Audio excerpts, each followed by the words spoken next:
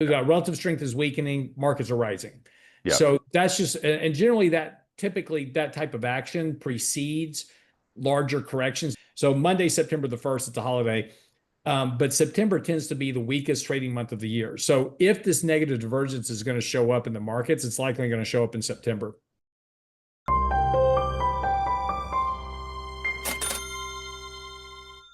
Welcome to Thoughtful Money. I'm Thoughtful Money founder and your host, Adam Taggart, welcoming you here at the end of the week for another weekly market recap featuring my good friend, the portfolio manager and Swiftie, Lance Roberts. Lance, how you doing? Hey, I am all on the Taylor Swift board. You know what? I found some amazing statistics about Taylor Swift. I had no idea. Um, we talk about this social media economy that we're in now, and everybody's social media driven. Taylor Swift has over 400 million followers on her social media platforms. That's more than the population of the entire United States. I was like just blown away by that. Her dress that she wore for her engagement with Kelsey And I sold know it's out. a Ralph Lauren dress. That's how much Yeah, it sold out in like 15 minutes. Every size that they had was sold out just after she posted that. And that, and it's interesting because when you talk about her Eras tour that she did, we talked about the economic impact of that and that it actually boosted GDP growth yeah, it because of was all the people. visible in the GDP. Yeah. It was because of everybody, renting hotel rooms and buying merchandise and traveling and airfare and all that. It's going to be interesting to see, how much of an economic impact we get out of this whole engagement wedding process. So it's funny. I had this to ask you at some point in today's list if we had time. But yeah, I mean, there's been FinTwit's been hot with Yeah. discussion of like, so is this going to inspire a whole bunch of copycat engagements? And then everyone's like, and pretty soon after this marriage, there's going to be a Taylor Swift baby, and then is there going to be a baby boom, basically caused by all these people trying to get pregnant at the same time that Taylor Swift is? So, I mean, a question I was going to ask you tongue in cheek, which if we have time, we'll get to, but is like, could Taylor Swift rescue the slowing economy here? It's entirely possible. Now, let's remember Taylor Swift's been engaged before, right? So one and if you go, TMZ ran this great article. Has she really? Okay, you just passed. I've got two daughters. You've now sucked up all my Taylor Swift trivia knowledge. I didn't know she was engaged before. So yeah, her whole life story is just failed relationship after failed relationship. But um, you know, TMZ ran a really good article on Monday, and it was all the odds, the betting odds that are going on right now with, odds on bet are the wedding will be in Las Vegas, or the engagement, the bachelorette party will be in Las Vegas. Where's the wedding going to be? What's the over under on who's the maid of honor versus best man? And, there's just all this, we've turned, in fact, this weekend's article that I'm writing for the Bull Bear Report, Saturday's newsletter, is the fact that we've now turned the stock market into a entertainment market, and we're now betting on all kinds of stuff. For instance, like the Chicago Mercantile Exchange, which does a lot of options trading, has cut a deal with FanDuel. That opens up the whole opportunity for options trading against potentially, if you kind of extrapolate this out, maybe I could buy call or put options on whether or not Dallas makes it to the playoffs this year. Sorry, I had to laugh. But you know, we're you get on Reddit as an example, and there's whole Reddit boards that are up that are just memes about investing. Whether it's, so there's one of the examples I'm using in the newsletter is talking about irresponsibly long MicroStrategy. And it's just meme after meme after meme of people that are loading up on MicroStrategy stock on this whole bet that, MicroStrategy is going to go to $1 million a share or whatever the number is. Even Michael Saylor himself has been posting memes about himself to promote MicroStrategy stock, which I think that kind of borders into stock market manipulation, but we'll see if anybody ever says anything about it. But the juxt of it is, and this is the interesting thing, is that we've now, through online betting, you can bet on pretty much anything. Polymarket is just got a new investor into Polymarket. It's got a huge valuation on that company, but basically you can bet on anything. Right? Yeah, isn't it Don Jr.? Yeah, it is. He's actually invested on both sides of the mix right now as well. But you can bet on anything from political outcomes to, Taylor Swift's wedding to, what's happening, with some economic piece of data.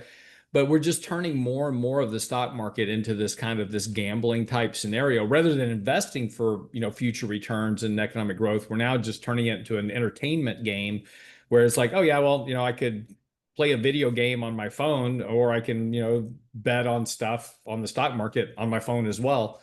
The outcomes of that obviously aren't going to be good at some point, but it is a very interesting change in the dynamics of how we're, looking at the markets today. Yeah, you're depressing me here because yeah, I don't think this is good nor ends well.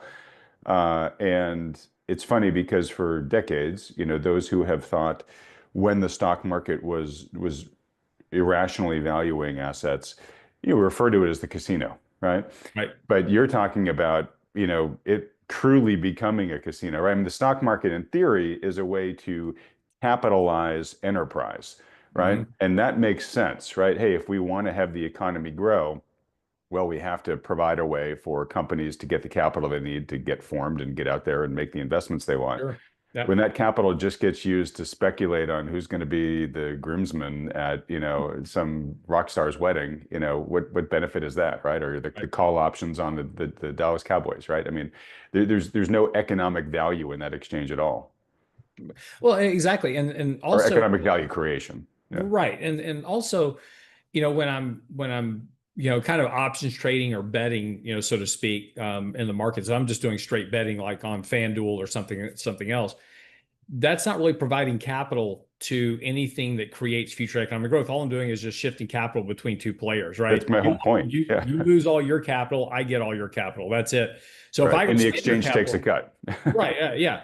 And so if I go spend your capital in the economy, great, but you're not creating jobs, you're not creating, research and development or anything like that, where where like an IPO as an example would bring a company to market, create more jobs, those type of issues.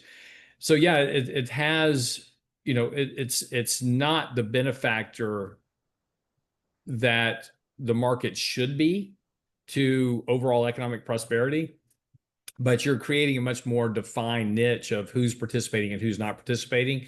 And the winners and losers in that are going to be a lot bigger. Yep. No, agreed. To me, it's sort of the financial equivalent of, digging a ditch and then filling it back in, right? Hmm. And the problem is in the process of it, if that's, where your investors are spending their time, they're not developing the skills to be true investors. They're just wasting their time in this sort of mindless navel-gazing uh, uh, entertainment that you're talking about. And, Yep.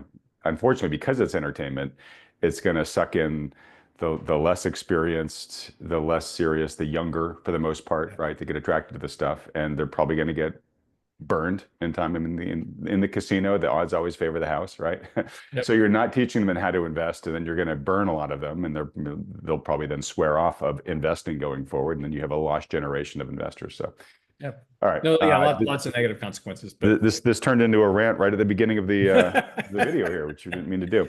All right, well, look, we got a lot to talk about. I'm going to jump in just a quick second. Just want to give a reminder to folks that the Thoughtful Money Fall Conference is available for registration now, still at the low early bird price. Breaking news, we just had Sven Henrich agree to sign on as faculty again this year. So he will be giving his latest very deep, technical analysis. So he'll be walking through a lot of charts that he'll be making just for this conference. So anyways, to sign up for the conference, if you haven't already, go to thoughtfulmoney.com/conference to sign up. And if you are a premium subscriber to our Substack, make sure you look at the email that I've sent you that has the discount code that you can use to get an additional $50 off the conference. All right, Lance. Well, look, this week again, the markets hit all-time highs. They're off a smidge the day we're talking here, yep.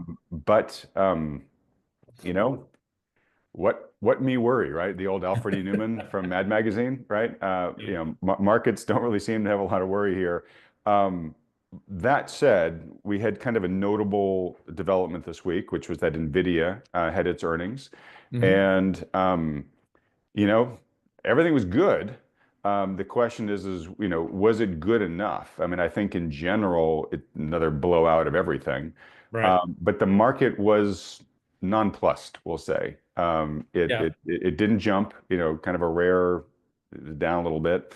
And my question for you here is because Nvidia is such a massive driver of the U.S. stock market now. In fact, I just heard that if Nvidia was a stock exchange on its own, I think it would be like the third largest in the world at this point in time, market cap wise.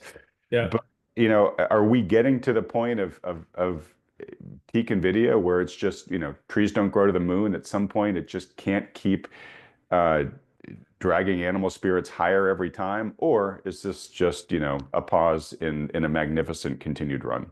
Well, well, first of all, I mean, you got to kind of put all this in perspective. Is like, okay, so first of all, excuse me. First of all, one of the most interesting things that came out of that is that every options player lost money on Nvidia, which was very interesting. You mean like on both sides? On both sides. The people that were buying calls expecting the stock to surge, they lost money. People that were buying, puts for a big decline, they lost money because the stock was only down like 1%, maybe less than 1% yesterday by the close. It's down a little bit more today, but you know, this stock's had a huge run. It's up like 100% from the lows of April. So, all and it was interesting because if you take a look at the earnings, the revenue growth, et cetera, they blew it out across the board again, as usual, just, great numbers.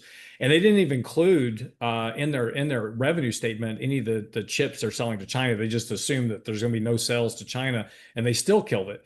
So, the only thing that was a little bit, what got the stock is that as we go into earnings, there's always the estimates, right? So here's the estimates we're all expecting. And then Wall Street has all these whisper numbers that are out there, which are these even higher numbers. It's like, hey, this is what we expect, but they could report this. Well, they beat all the earnings numbers that they had out there. They just didn't quite hit the whisper numbers on, a couple of metrics, which is really kind of nonsense, but you saw a little bit of a sell-off in the markets yesterday. But this, again, the stock had rallied for 5 days going into earnings. So again, a little bit of profit taking there, really not surprising. But yeah, no, the stock is very, very overbought. It's had a huge run. Would love to see a bit more of a correction. It's correcting right now. The stock's down about three. It's at 174 right now as we're talking. It's down about 3.5% on Friday. I would love this thing to pull back to somewhere in the 150 area would be awesome. Give you a great opportunity to add more into the portfolio at that point. Okay. So, I guess just to the spirit of my question here, though, Lance, are you seeing this as like, hey, whatever, this is just a cooling off? I mean, the stock ripped Yeah. 100%, like you said, over the past couple months. Or is there anything here that we can look at either in its results, its guidance, or just its valuations that could signify, this thing is just not going to keep outperforming stock wise, forget about results wise, but stock wise, the way that it has so far, that the market's just become accustomed to. Sure. I mean, eventually, their margins are going to shrink. They did in this time, which was expected, but they didn't. Eventually margins are going to shrink. Eventually, there's going to be another competitor. Whatever it is. Eventually, you're going to miss on some metric, whatever that might be. But that hasn't happened yet. And again, you take a look at the underlying fundamental growth rates that this company is generating right now, with the expectation of what's coming in terms of data center buildouts. This stock has more room to go to the upside. We're very young in this cycle for AI development build out. It's way too early to be calling, oh, is this a top? And until you start see CapEx expenditures come down, and when you're talking about, Microsoft, Apple, Amazon, and Google all spending $1 trillion each over the next, really 4 years going into 2030, building out data centers, that's $4 trillion worth of data center build out that's all going to be using the racks, the chips, the GPUs, et cetera, from Nvidia. So you're just way young in this cycle. Now, if something comes along, all of a sudden everybody says, oh, AI was a fad. You kind of like we did with the internet in 1999. Hmm. Internet's a fad. It's never going to catch on. So if we don't need to build all these data centers, if we don't need to build out AI, if that becomes a fruition, absolutely, Nvidia is going to be, struggling to keep valuations, but valuations are not expensive. You take a look at the company. Ford P's 27. It's got a it's got a PEG ratio, which is price to earnings growth of 1.45. So this is not an expensive company based on its trailing earnings growth. Okay. What's its price to sales these days? Price of sales based on Ford is about 9. Trailing is about 25 right now, but that's come Okay. down from over 100.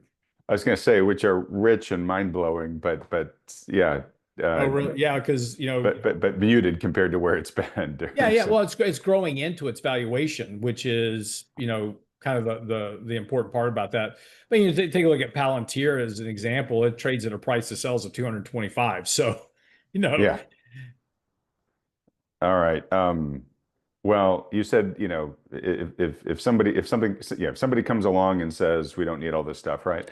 That hasn't exactly happened yet, but we had somebody come along and say, "Wow, AI is clearly in a bubble," and that was Sam Altman. yeah, and that lasted about 2 seconds, and the stock ran up. So, Right, right, right. But I mean, notable development just in the sense, and look, there's a lot of speculation. Well, he's doing that to try to maybe cool investment in the space, and that'll hurt his competitors more than it'll hurt him. I mean, who knows what he said it for? But I mean, this is sort of like LeBron James saying, maybe basketball is not that cool of a sport, folks, right? It's just it's one of the superstars in the industry, basically saying, look, I think we're in a bubble. We'll see what happens from that. But I want to pivot on that bubble. So I just released an interview with Cem Karsan. mhm. And I think you're familiar with him, Lance. Yep, yep. But big volatility expert, has a really interesting way at looking at the markets and the economy. It's differentiated from most of the people I bring on this channel, and I always really like it when somebody brings what is a really interesting sort of new way to view the world. But he is definitely planted the flag. Look, we're in a bubble, and I don't think you necessarily disagree with how he looks at it. He says like No. this is a bubble, folks, by like any metric that we use. Like this is a bubble. Now that being said, he's like, bubbles can go a lot higher than you think. So I'm not calling the top here, right, by any stretch. And he says, I still think there's. He's big on playing volatility. He's like, I think there's, you know, good opportunity to still make money to the upside here in this market for as long as it runs. How Mhm. long is it going to run? I can't tell you. Um, but I, he's got an interesting thesis on how it might resolve. Before I get there, let me just ask you this. Your partner in crime there, Michael Lebowitz, published a report this week titled Momentum Strategies in Physics. Mass and Mhm. velocity matter. Yep. What are the key takeaways from that Michael was trying to express? So, so back to it all kind of ties into what you're talking about. Are we in a Yep. bubble? Yes, we're in a bubble. And, so eventually Nvidia, Palantir, all these companies, they're going to break. And there's going to be large downside swings in these stocks, 50, 60, 70%. That's not going to be uncommon. We saw this during the dot-com bubble. The problem is the timing of all that. And again, kind of to Jan's point, which is that are we in a bubble? Yes. Where are we in the bubble? Nobody knows. But a bubble can last 4, 5, 6, 7, 8 more years. If you go back and look at 1995, we were in a bubble in the dot-com business in 1995, 1996. Alan Greenspan comes along and says, "Hey, we're in a bubble. Everything's expensive. 4 more years before it finally blew up." And you lost if you listen to that, right? You listen to Alan Greenspan, got out of the market, rational exuberance, got out of the market in 1996. You missed a huge run of wealth building capability going into the peak of the market in 2000. So what's important, and this is to Michael's point, is that mass and velocity, which is basically volume. Velocity is volume. I mean, sorry, mass is volume and velocity is the price movement. Those two things are what drive markets. And the problem with following momentum strategies is that momentum comes on way too late in the game. So by the time you realize that, oh, I need to be in this, group of stocks because those are the hot ones right now, you've already missed a big chunk of the move because momentum measures of momentum don't start recognizing a momentum play till well after it's come off the bottom. Now you'll Right. remember a couple of but this is why we work differently in our shop. And one of the things that you and I talked about 3, 4 weeks ago was that technology was way overbought. Healthcare was super underloved. Nobody wanted to own healthcare. Healthcare sucked. And we said, hey, there's a good opportunity in buying healthcare now because when we get a rotation out of technology, which is the momentum trade, it's going to rotate to the areas of the weak pockets in the market. And healthcare is going to be one of that pickup. And since then, healthcare has done very well. It's been a very great it's been a good rotation trade and a good counterbalance to some of the weakness we've seen in technology. So we're just now starting to see healthcare start to show up in the momentum indexes. So they're now starting to show the momentum trade, but you missed all that run up to this point. So you've missed a big part of that. So, it's important to pay attention. And this is the hard part about investing is that by the time that most retail traders see a move in something, it's closer to the peak than not. And this is why generally, investors do the worst thing ever, which is they go, oh, look, um, just picking an asset, right? Gold's been hot this year. I'm going to buy gold. But if you go look at the periodic table of returns, what you'll see is that whatever the hottest trade in the given year is typically lasts 1, maybe 2 years, and then it falls to the bottom of the list. Right. And whatever was at the bottom of the list goes to the top. So, this year it's gold. Next year, gold may be the worst performer, and it's going to be, small cap, mid cap may be the hot performer next year. But what happens with most investors is they see what's hot, they go buy that near the peak of the momentum trade, and they get swept up in that downdraft when they should have been buying what was out of favor, looking for that to come into favor. Yep. Yep. So my point here is the momentum is clear to see now, right? And everybody's jumping on, rightly or wrongly, probably wrongly, timing wise. So you, on top of Michael's post there, which thank you for elaborating on it, you then wrote a post this week titled, well, basically sort of asked the question, this has been a buy every dip. A buy every dip market. So, should that be the standard operating procedure until conditions change? Right. Yeah, no, well, I'm asking you that question. Should it be? Yeah. Well, it's working, and the problem is that we're changing the dynamic of the markets. And again, this is what we're seeing right now. We kind of talked about this earlier about this, and again, this is the subject of this weekend's bull bear report, which is this entertainment market. And retail investors have been buying every single dip in the market under this premise that either A, they're going to get bailed out by the Federal Reserve, the Federal Reserve is going to cut rates, or they're going to do QT, whatever. And we've been training them this way for 15 years.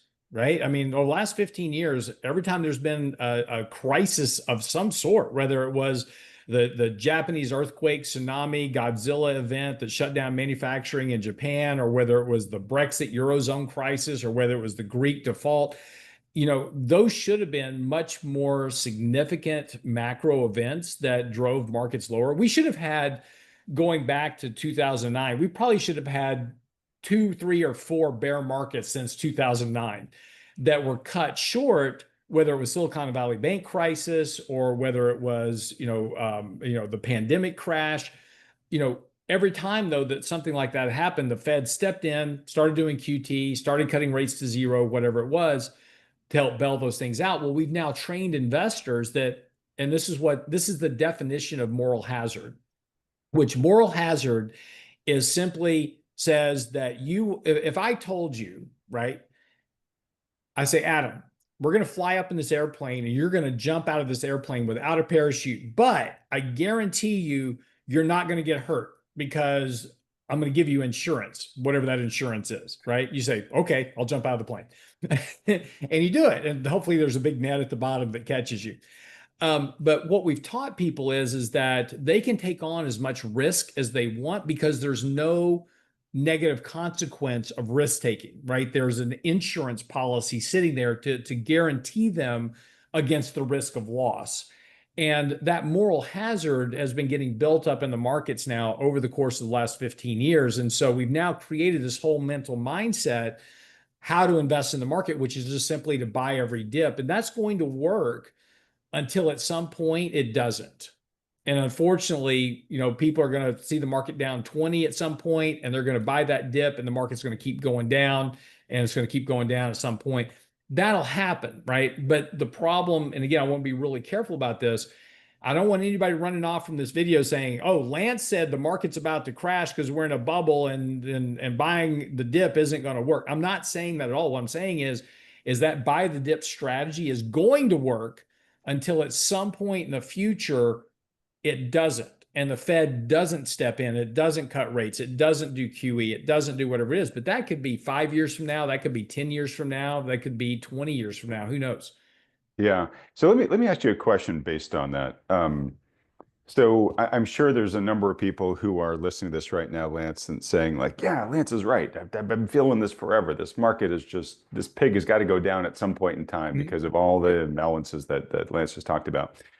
But to your point, it's the age-old question of timing, right? And we just don't know. Could be tomorrow, probably quite unlikely for that. Could be 20 years from now, at which point it's kind of immaterial at today's time frame, right? Right. So let me give you an analogy, and then I'll ask the question. So over the decades, I've had people who are real worried about America's debt situation and the purchasing power of our currency and stuff like that, right? And they have asked me questions about like, is it safe to keep my money in a bank, right? Or I've got some gold coins. Is it safe to keep them in a bank safe deposit box or whatever? What if the bank shuts down and I can't get to it, right? What if there's a big bank bail-in like they had in Cyprus, right? Like it's an understandable concern. It's just probably not a highly likely concern, at least not where we are in the storyline here. And my general feedback to folks on that has been that, but also like we should see enough signs that something that Mhm. dire is coming in advance that it's probably not something you're just going to wake up tomorrow and the whole banking system is shut down, right? Right. We'll probably see signs of stress in advance. We'll see credit spreads start to blow out. We'll see a rush to safety. We'll see more draconian government edict. I mean, there'll just be sort of storm clouds building that if people are paying attention, they'll say, all right, the risk is building, maybe now I should start thinking about this, right? Right. Do you feel the same way with this market Oh yeah. distortion that you're talking about? In other words, like we don't know when it's going to happen, but will you as a capital manager will likely start to see signs before it happens that you still won't be able to like time it immediately. You won't be able to get surgical and get out the day before it all happens. Right. But you'll see the risk factor goes from a 2% probability up to a 27% probability. You'd be like, all right, that's enough for me to start really de-risking here now. Yeah, and again, but again, if you go back and view our videos over the last few years, Gio and I've done, we do this on a regular basis. In October of 2022, I wrote that whole article about, there's, likely this is the bottom of the market. It's time to start getting in, and if there's three reasons why: it's buybacks, it's earnings, these type of things. Um, you know, and then at times I'll write articles about, hey, this market's really, really overbought, extended. We're going to have a 3, 4, 5% correction here, and then we'll have that correction, and then we'll buy back into the markets. Back in February and March, you and I were talking about, hey, markets are really extended here. We've got these indicators are telling us markets are going to have a 3 to 5% correction. It turned out to be 20. But we sold down tech stocks, early, and we were buying them back on April the 7th. So it's just about a function of navigating markets. And this is one of the things that, kind of baffles me for a lot of people is that they're like, oh, it can't be in the market because the market's overbought. Well, you can be in the markets. Do you know that there's very little difference in the rate of return of buying a stock at all-time highs versus buying a stock at, after a correction? Because markets tend to rise over time. And yeah, If they're you going to if have you a hold it correction. long enough. Yeah, yeah. And again, it's always about investing. And we talked about this last week, like you just mentioned, worried about the purchase power of the dollar. Well, yeah, if you just stick your money in a bank and it's paying zero, which we had for a very long time, that's hurting you, right? Because you're losing when your money market savings account's paying zero and you have inflation, you're losing purchasing power of that dollar. So you have to invest it in something, whether it's gold or stocks or whatever. And what you want to find is the best investment to grow that money over time relative to the rate of inflation. And so again, it's should you not worry about market dynamics and market statistics, and should you not worry about valuations being near the second highest level on record? Yes, you should worry about those, but those are long-term indicators, and those are tell us a lot about the future return of the market, but tells us nothing about what's going to happen over the next 1 to 3 years. All those high valuations are a function of sentiment. The reason valuations are high is because everybody's bullish on the stock market and they're going up. So this is why we have to manage risk. We can't just, and this is why I disagree with buy and hold. Just sticking your money in the market and hoping for the best, that's probably not going to work out well for you. But this is why we talk about active management here every week. We talk about, hey, this Yep. sector is really overbought, this sector is really oversold. Think about taking some profits here. Think about adding some money over here. Sell some tech, buy some healthcare. That's worked out really great over the course of the last 3, 4 weeks, despite what's been going on in the markets. So you just have to manage and navigate your way through this, and eventually, to your point, Adam, we're going to start to see credit spreads start to rise. Credit market will tell us when there's a real risk of something coming, whether it's a market event, a geopolitical event, whatever it is. If there's something out there that's going to come that's going to really impact the markets, the credit spread market will show us. We're watching that closely. We're watching the technicals. The market will start to break down. You'll start to see lower highs. You'll start to see lower lows. You'll start to see a function of these things start to build up in the overall marketplace, and you'll know it's like, okay, there's some clear evidence here that this market is now beginning to deteriorate. I need to raise more cash, get more defensive, buy more bonds, whatever it is, because I want to protect myself against that. Then you let that cycle go through. And then importantly, and as you and I have talked about before, Adam, the key thing when somebody tells you, hey, the market's going to crash, we're in a bubble, the market's going to crash. Great. Tell me when it's going to crash, and then tell me when to buy back in. Everybody will tell you it's going to crash, but they never tell you to buy back. And so that's the other important part of this, because we saw a lot of this following the financial crisis. We saw people get out of the market. Problem was is they just never got back in again. And we still today have people come in our offices, hey, I got out in 2008 and I need to get back in now. I just can't sit in cash anymore. I've got to get my money working. It's been 15 years. Where have you been? But that's a real life situation. So it's important to understand is that yes, we've got to navigate our way out of the market. We also have to navigate our way back into the market. And that's going to be when it feels like the worst possible time to invest is when it's going to be time to start buying again. Okay. So let me connect another dot here back to Jam. And again, folks, nobody knows exactly what's going to happen. We're all talking about, possibilities and probabilities here, Yeah. Which is why diversification is important too, so that, if your main thesis is wrong, hopefully you have a little bit of backup there. But Jam is thinking that not just for the current market dynamics and current levels of valuation, but for his macro outlook as well. He basically sees a non-dismissible potential of like a lost decade ahead in the markets. Yeah. And I know you could see that too, and we've Sure. talked a lot about, we've shown Hussman's charts and stuff like that. That just, when valuations get stretched like this, essentially you're pulling future value into today, right? And what does that generally do? It creates a returns drought, because you have to basically work off, everything that you pulled into the present from the future. Right. But he says that could materialize not so much in a nominal crash, like the reckoning of the bubble. Might not be so much of a nominal crash, like, oh, we zoomed up to crazy heights and then it all lost 50, 60% or whatever, right? It could be, maybe there's some adjustment. Maybe it comes down 15, 20%, but then it just grinds and bebops its way sideways for like the better part of a decade. And what was interesting is he went back historically in the markets and said, I can't remember how many distinct like 10, 15-year periods there was of sort of like, these lost periods. And he said, if you go back, and I'm doing this from memory, so folks, if you're interested, go watch the interview with Cem. But over some very long time frame, and it might have been for as long as we have, stock market data, I think he said those lost periods were the majority. They were like 55% or whatever of the data series. And he said in the periods that weren't stuck in those lost decades, you had fantastic returns, as a long-term investor. But he said, this sort of lost decade concept, it's not like a fringe idea. It's actually something that we've seen a fair amount over time. We've just been really blessed to have lived through a pretty long, prolonged period of great returns on the market. So it's hard for us to imagine. actually, you spend about 15% of your time making new highs. You spend 85% of your time getting back to new highs.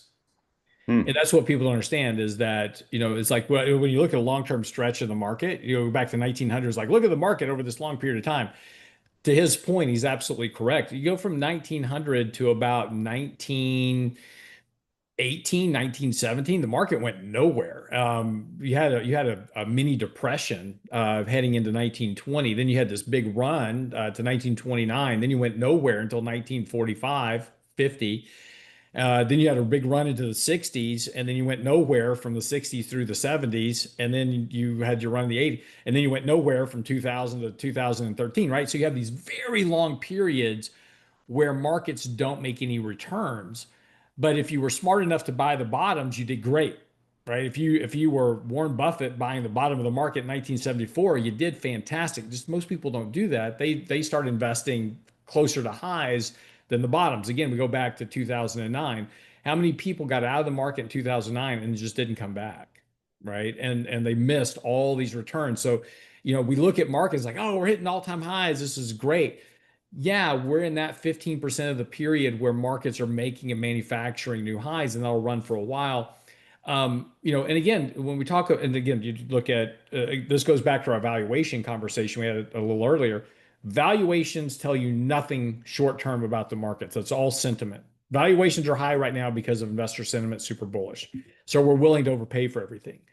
But what valuations do tell us over the long term is what returns will be. And those Right. returns are going to be closer to zero. Now, be careful with that statement.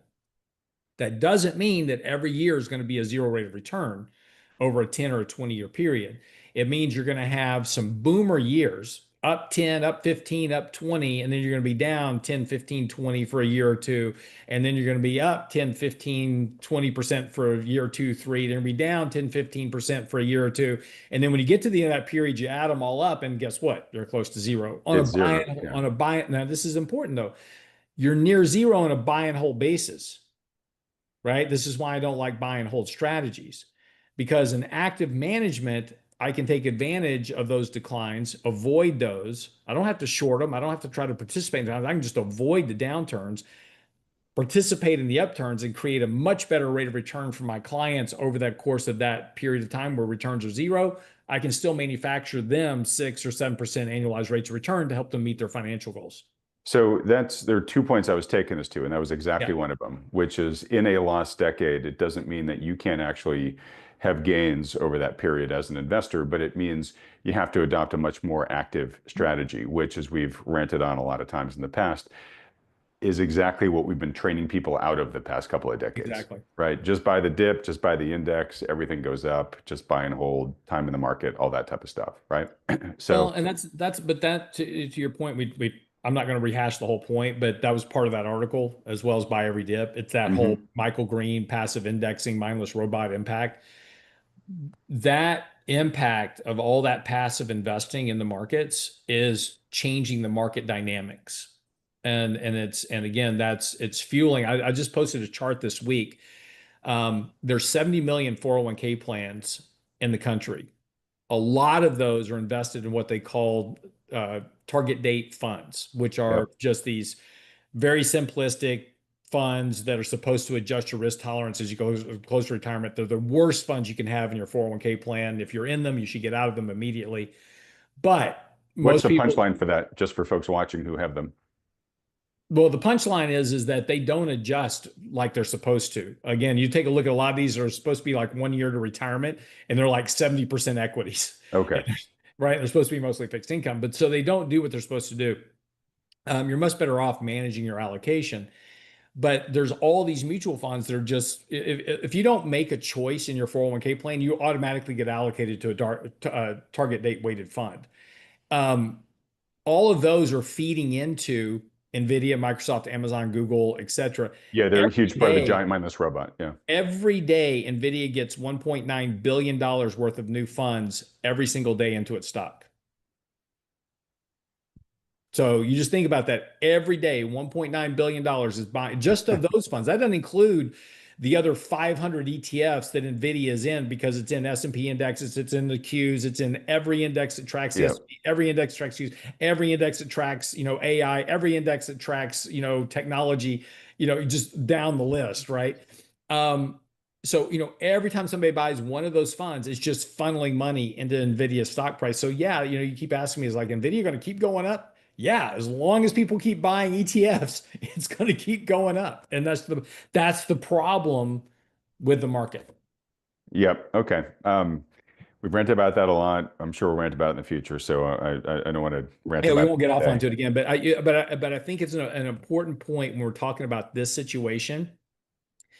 We can't exclude that impact of that passive indexing because it's changed so much of how we need to think about markets. When we get concerned about valuations, like, oh, valuations are high. Yeah, I get it, but right. Yeah, this was, Jim's point, which is it's a bubble, but the bubble could still go higher, potentially significantly higher from here. So Yeah, don't lay in front of that steamroller, more or correct. less. The other point I wanted to bring this to, though, was assuming that he is right, you are right, and really the scope of market history is right, right? That when valuations get this stretched, future returns are low, Mhm. right? Yep. So if you're watching this video and you're 70 years old, you got to really take this into consideration, right? So, in the near term, hey, there might still be a fun game to be played here, but if we indeed enter what Jem thinks could happen here, that's pretty much the rest of your active investing lifespan, right? Hmm. And so what you got to do is not be looking at your statements over the past 10 years and seeing your average return and just assuming, okay, well, that's going to, as long as that continues until I'm 80 or 85, we're going to be fine in hitting our targets, right? Um, Especially if you're like most people, just sort of taking the average passive investing approach here, right? That's So, right. to your point, Lance, you've got to be mindful that it might be tougher sledding once we have the reckoning to, with this bubble that we're in. Doesn't mean you still can't have a positive track record, but to get there, your odds are going to be better with an active approach than with what's been working up Yeah. until now. Yeah.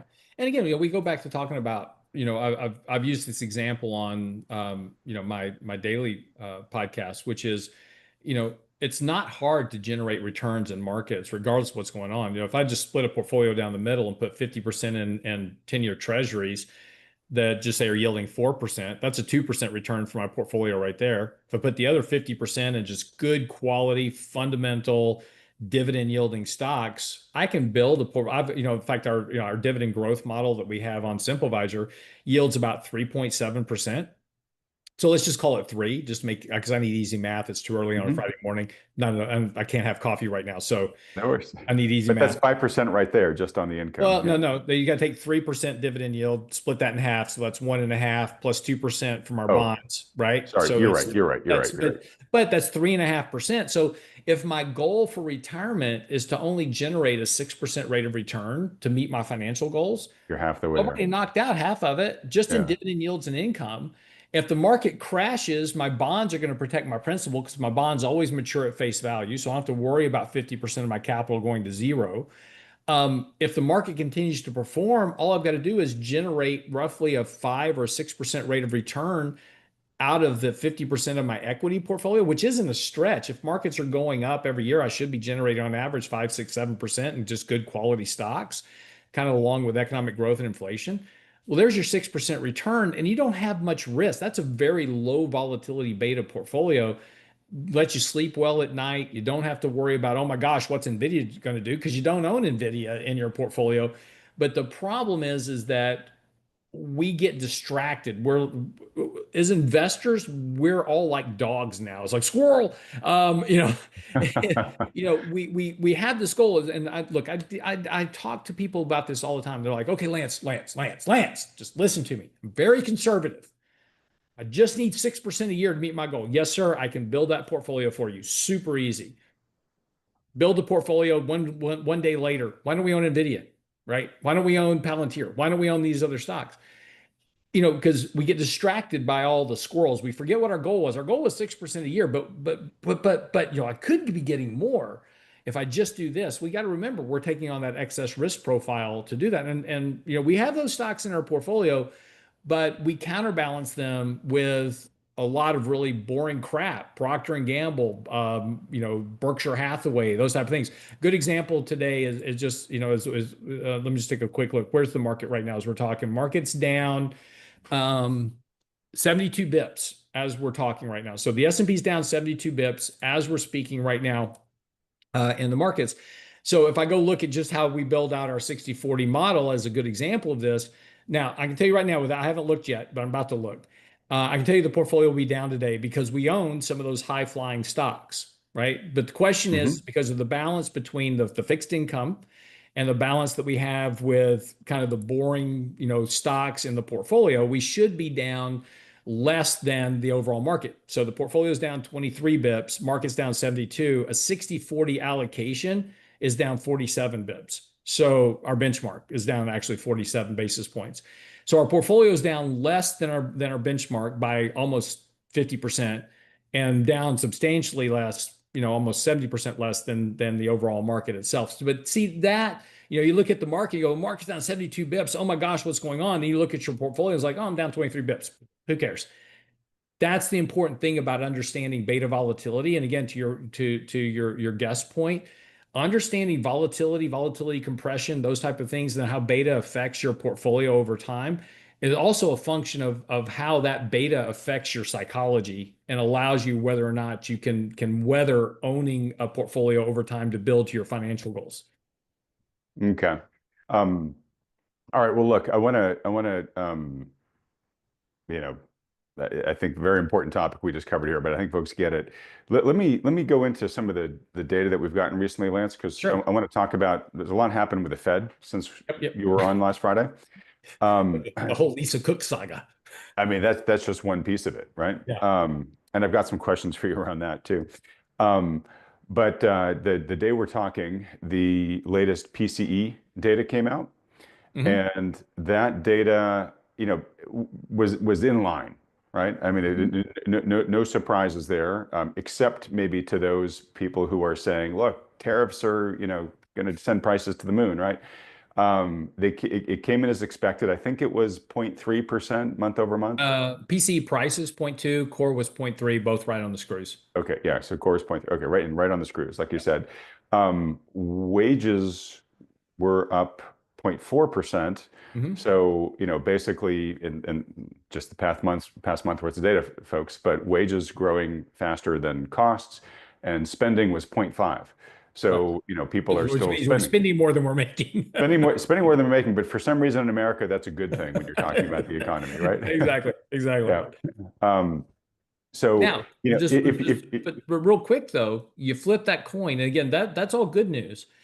And one thing that we've talked about a lot is that underneath the surface of all this, the economy is actually slowing down. Chicago PMI came in at 41.5. It's expected to be 46. That's down from 47. let Uh, me interrupt you because I Go want you ahead. to finish your thought here, but let me just inject one data point so you can Sure, react sure. to it Go because ahead. it Yeah, was my yeah. next question, which was, looks like the economy, we've talked about how it's slowing right here and prices aren't running away. But we did just get a revision of the Q2 GDP number, which was high when it came out, and they revised it even higher. Right. So the question to you was, is the economy maybe stronger than we thought? Probably not for the reasons you're about to say, but I wanted to get that question out there for you to react to. Sure, sure. No, the GDP revision at 3.3 doesn't really reflect what's been going on since the end of quarter two. So remember, since the end of quarter two, that's where we saw, weaker employment. We've seen a downturn in some of the economic activity. So we're still kind of working on getting, kind of quarter two data in. I kind of expect that 3.3 to get revised closer to 3 by the time that we get the third revision in next Okay. month. Um, so again, but again, you have to remember that was quarter two was, and you got to really kind of throw it out the window. You got to throw quarter one out the window too, because remember, quarter one was negative. And that was all based on tariffs. And that was all the inventory stocking ahead of tariffs. And that caused the big drag and the import export factor of GDP. And then that reversed very sharply in quarter two. So we had all these imports that kind of boosted in the other direction. So throw those two things out. They don't really reflect what's going on actually in the economy. A lot of the other economic data, leading economic indicators, Chicago Fed National Activity Index, employment reports, all these other things are showing that the economy, now the economy is not going into recession, right? ISM services and manufacturing, if you do that, if you weight ISM services and manufacturing, according to where we are economically, which is 70% services, 30% manufacturing, we're right at the right on the cusp of going into contraction.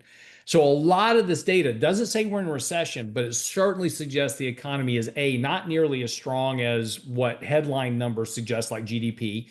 Certainly not as strong as what a lot of the kind of the stock market suggested is. Underlying weakness is definitely there. And then we take a look at corporate earnings as a good example of this. Outside, so you take a look at quarter two corporate earnings. All the earnings growth came from the Mag 7 and about five major banks. Outside of that, there was no earnings growth across every other sector. So if the Mhm. economy is doing well, we should have at least seen some earnings growth out of those other sectors of the markets, and we're just not seeing that occur. So the underlying economy is clearly a lot weaker than it looks like on the surface, which does foster to the point that the Fed should be cutting rates. And I've talked about that before. But it also tells you why. In fact, today's post on our website, which is also, follow me, you can follow me on Substack at Lance Roberts, or go to our website, realinvestmentadvice.com. I just posted a piece about energy prices. And energy prices have a very, very high correlation to economic growth. And I really don't need to tell you what's been going on with energy prices lately. Right. And you really don't need to tell people why they're so tightly correlated, because you need energy to grow the economy. If demand for energy is lower, then you would expect lower economic growth. Okay, so look, I mean, these are probably all reasons why Powell gave the speech he gave at Mhm. Jackson Hole last Friday, right? Yep. And it was interesting. So we talked, Lance, before his speech, like an Right. hour or two before his speech, but now we know it. And I've remarked this a couple of times, but I'll bring it up here just to give you a chance to react to it. All year up until now, Powell was the optimistic one, right? At his press conferences, where normally he just gets a whole bunch of softballs. I will say this year, more journalists than I'd seen in years past did kind of dig in a bit with him. Like, hey, you keep saying that everything's great, but we're hearing these stories about hiring freezes, or we're hearing about how hard it is to get a job out there. Are you sure the labor market's doing well? And he would say things like, economy is strong, robust. I mean, he used all those languages. And when it came to the jobs market, he would say robust, but he would say, yeah, it is cooling, but we're not seeing anything we're worried about. It was a really tight labor market, so this is all normalizing. This is all Right. more or less what we're hoping to see, right? And it seems like on last Friday, he said, "Ooh, oops, we've been looking at the data here, and it's getting worse faster than we expected." And he called out the jobs market specifically. He also called out the housing market. I've had a number of housing analysts on this program this past week. I won't rehash everything we went into those interviews, but they were great. And folks, if you want to watch them, go watch them after this video. Um, but two really big things that end up driving consumer spending seem to be weakening enough to the point where it's finally gotten Powell's attention here. Yeah, absolutely. And and again, I told you that the Fed was going to be very late to cutting rates, and they are late cutting rates. A lot It's of such this, a tough prediction when that's yeah, basically I know, always been right? the case, right? Exactly. But there was plenty of this evidence available. And again, Powell's problem, and I wrote an article about this about 3 months ago, I guess, and talking about how Powell was stuck. He was trapped by this whole transition, this whole transitory inflation that he had gotten himself into back in 2020, 2021. It's like, oh, inflation's transitory, it'll go away. And it did. It just took longer to go away than what he anticipated. So now he's so afraid of inflation coming back now that he's been very hesitant about cutting rates, probably longer than he should have been. Because again, and the tariffs are not causing inflation. There's a lot of reasons why tariffs don't cause inflation. We've written numerous articles about why tariffs don't cause inflation. Consumer choice is a big factor in that. But what you're seeing going on in the housing market, what you're seeing going on with the overall economy itself, and that's again why you're not getting inflation. Inflation is the function of supply and demand, not just prices. So, you know, supply and demand is what drives prices. That prices are the end part of that equation, supply and demand first. So that's why these things aren't showing up. And now they're starting to come to the realization that maybe that just might be the case. So unless you get some strong uptick in economic growth, Right. the risk of him, you know, having waited too long increases. The longer he sits out here not cutting rates, the larger that percentage chance he's going to be behind the curve and cutting rates because we get a sharper downturn economically speaking increases. Yeah, no, I agree. And I'm sorry to chuckle there when you said unless we get a really sharp upturn in economic activity. Um, Well, no, it, there's just nothing there to support that right now. And I there's would one say thing, but there is one thing. yeah, Yeah. Um, you Taylor know, Swift. You're right. well, okay, two things. Two things is Taylor Swift, right? That's one. The other thing is I'm actually about to. I wrote an article previously about how artificial intelligence could solve your debt to deficit problem by creating economic growth. And Nvidia just put out some projections on data center build out, which is it's about $4 trillion over the next 4 years. Utility companies are going to have to spend $1 trillion in infrastructure build out over the next 4 years as well. So Hmm. that's 5 trillion altogether. When you do infrastructure build out, that's a 3 to 1 multiplier on the low side. It's generally about 4 to 1 to 5 to 1 is what the economic multiple is in the economy. Hmm. But let's just if we just use the low number, 5 trillion, that's $15 trillion worth of economic activity over the next 4 years. That's gonna sharply that should bring your GDP run from about 2.5% to closer to 3.25%, if that Okay. occurs. Now, those are pretty lofty estimates on spending by a Hmm. handful of companies, but that's one thing that could change the dynamic from a much more slower growth economy to one that's actually starting to grow again. Now, whether or not that happens, I have no clue. But I'm just saying is that two things could change that denominator effect, which is paying attention to what's happening on that spending side.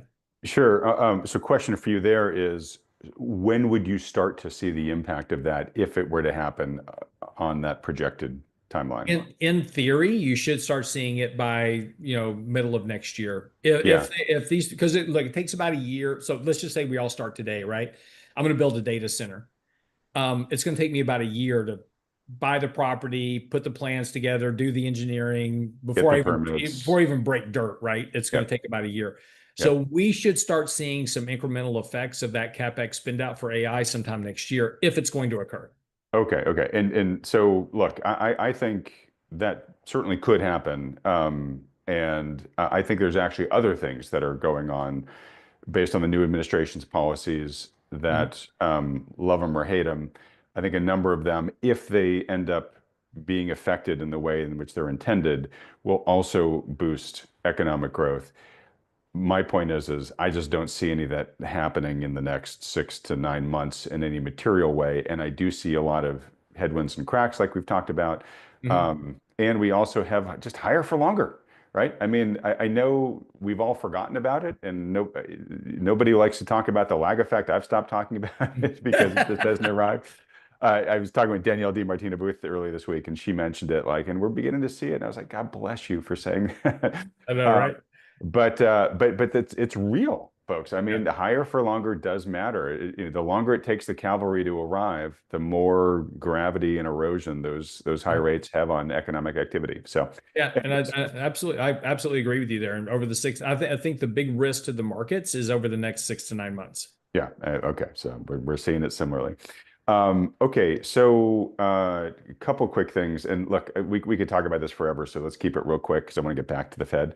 But when talking about Nvidia, I was reading an article this morning saying that it's such a unique, unprecedented stock in terms of how unbelievably it's doing and how much of the economy it's driving. And look, I believe AI is real and all that stuff, right?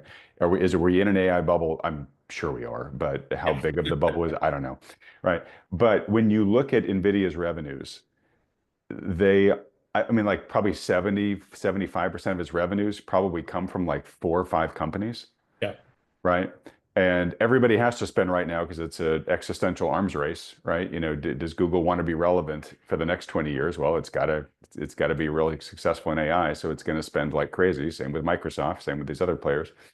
Um, but it just raises the question, right? If even one of those clients stumbles, it's Uh-huh. such a tremendously high percentage of NVIDIA's revenue that it can make a really big disappointing difference, right? And I'm just curious, That's how right. much do you think about that? A lot. I mean, that's why you pay really close attention to, all this stuff, particularly when you've got large exposures to for people that have large exposure to single stocks. Again, Nvidia for us makes up 3% of our portfolio. I mean, it could go to zero tomorrow and it doesn't affect our portfolio that much. This is the whole point about risk management, sizing, those type of things. But yeah, we pay a lot of attention to that. And again, but that's all going to get reflected in the price because the market will know that before they get to earnings. If you're just sitting around and you don't pay attention to Nvidia and you just wait for earnings, you're going to be in a bad spot. The markets are going to tell you, this stock, if they're losing a customer, that will get out into the markets and you'll start to see the stock price decline. Markets will start pricing that in. That's why it's really important to pay attention to your technical analysis when you're breaking key support levels, when you're reversing trends, those type of things. That's that's where you start reducing risk, rebalancing your portfolio, doing those type of things, those gardening things that we talk about often. That's the process of managing that risk because it's eventually going to happen. I mean, if you just look at Nvidia stock, just it was 140, $50 back in November of last year. It went all the way down to $90 in April. Now it's back up to $150 again. Now it's selling off a little bit here. So, again, this stock goes through very, very big swings over time, and gives you tons of opportunities to buy things cheap. And that's when you want to be looking for those opportunities. Okay. All right, back to the Fed here. I think I know your answer on this, but let me just get it out there again, just so everybody hears your latest. It seems that the Fed is now going to cut.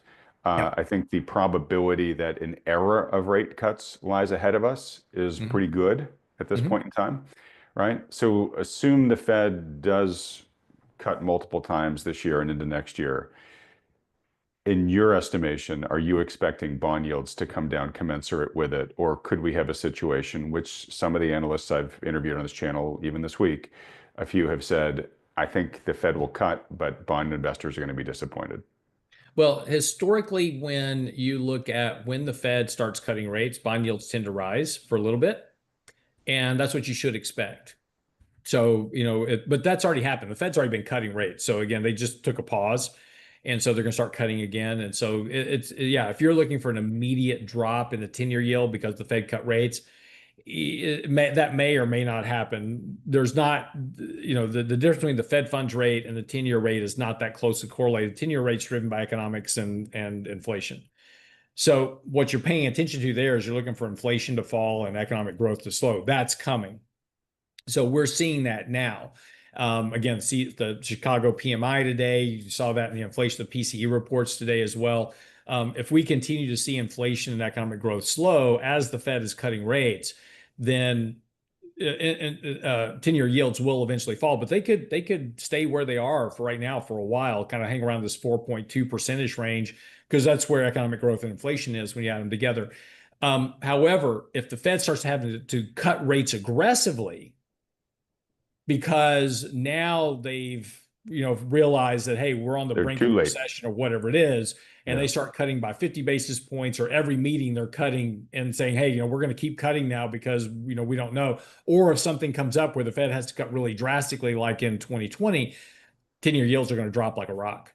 Okay. All Now they're right. not going to go back to a 0.5% again. So everybody Mhm. expecting 0.5% yields on 10-year treasury and a 2% mortgage rate ain't ever going to happen again. But 10-year yields at 2.5 to 3.5%, very likely at some point. Okay. All right. All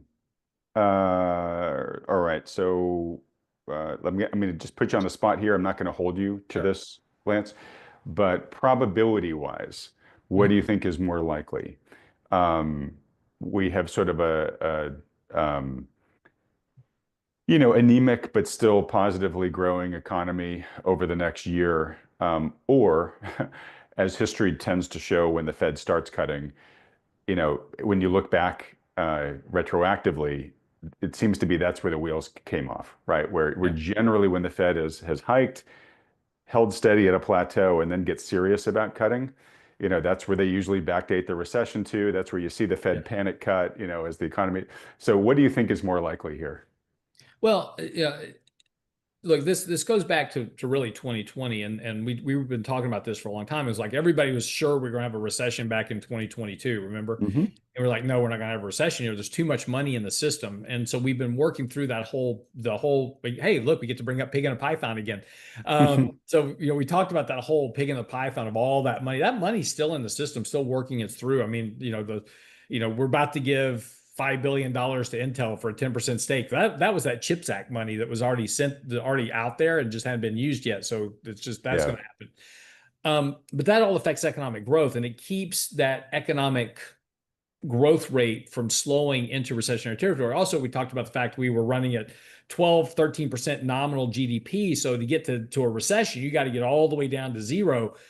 That just took a long time to get there. Now we're running around 2%. So we're much closer to that risk Right. of dropping into a recessionary drag at some point. So I think the odds favor that over the next period of time, I don't know when, but if we don't start to see an impact from Taylor Swift or AI spending, data center spending into economic growth, I think this economic growth is going to kind of continue to decline. We're seeing, stress in consumer delinquency rates. We're seeing stress in the housing market. That certainly weighs on people's net worth. We're seeing stresses in areas where consumers are really having a much tougher time spending money, and that's why we're starting to see some of this other incremental pressure in the market. So unless something changes that dynamic, I think the risk, is potentially there that we could see a recession sometime, next year or beginning of 27. Okay. So, I mean, yes, the potential is there for all the reasons that we talk about every Yeah. week. I'm going to put words in your mouth. You can correct them, but I think the answer you gave was the answer I expected, which is all things being equal right now, you would think the probability is more likely that history will repeat here, right? Right. Which is that, yeah, as the all Fed starts all cutting all here, we're going to things look back on this all period. all things being equal, Taylor Swift breaks up with Travis Kelce, and AI data centers don't come to fruition, you'll have a recession. Yep, Yes, the breakup is the black swan nobody saw coming. exactly. So another thing here, just not for nothing, is you wrote that article in October of 2022, and when everybody, and honestly, Lance, I think even you and I, to be honest, like Mhm. still thought a recession was more likely. Everybody thought it was going to happen. I think you wrote that piece saying, folks, it might not, and this might be the right time, but Yeah. again, nobody knew for sure. But back then I remember you saying like, look, it sure seems like we are, I don't know how we're going to avoid a recession, but you were very uncomfortable because you're like, absolutely everybody is on that side of the boat. And when that happens, right? So, Now everybody's on the no recession camp, well, I so was I'm going to feeling say, better yeah, about my call. exactly. So that's what I'm bringing up here. So in talking to Stephanie Pomboy this week, she talked about how, you know, everybody was expecting recession. So she went and played around with Google search on how many people are searching for a recession right now. It is totally cratered since, Mhm. past couple of years. It had spiked earlier this year, like during, Liberation Day and all that stuff. Everybody was freaking out about a recession, but now that's all gone. And she was trying to like text, see, compare it to other things that had fallen out of the public view. So she compared it versus searches for Kamala Harris. And she's like, actually, there's a lot fewer searches for recession than there are for Kamala Harris right now. Even Kamala Harris's searches have cratered since, Sure, the sure. presidential race. So, I mean, right now, to your point, I mean, very few people are on the recession side of the boat here, which kind of, in some ways, from your logic, makes it more likely to happen, Yeah. right? It's a contrarian thing, right? If nobody's expecting it, it allows something to occur, right? So as is always, and that's why, and I am a contrarian investor. I'm always trying to bet on the other side of something. Um, but yeah, so I feel much better about a call when I'm kind of sitting in the outside. Yep. When everybody agrees with me, I'm like, okay, I'm probably wrong.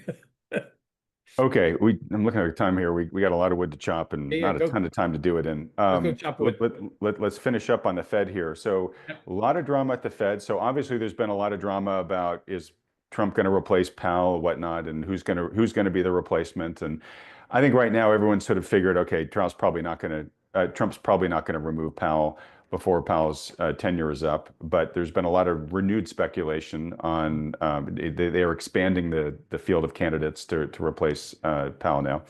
Yeah. But basically, everyone is assuming, okay, there's going to be a Trump-friendly Fed chair being put in office next year.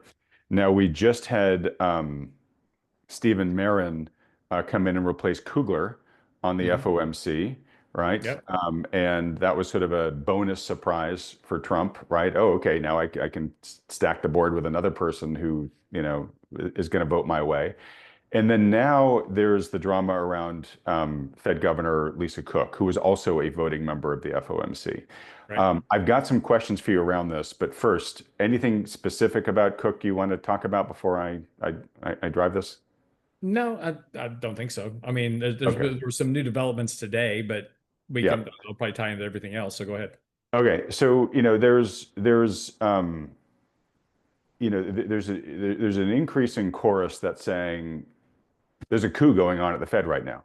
Hmm. That Trump is stacking it, trying to stack it with a majority of folks that he can control, right? And look, I mean, Powell's tenure was going to end, so that's not something Trump is had any real say in. The Kugler Marin thing was just kind of serendipity, I think.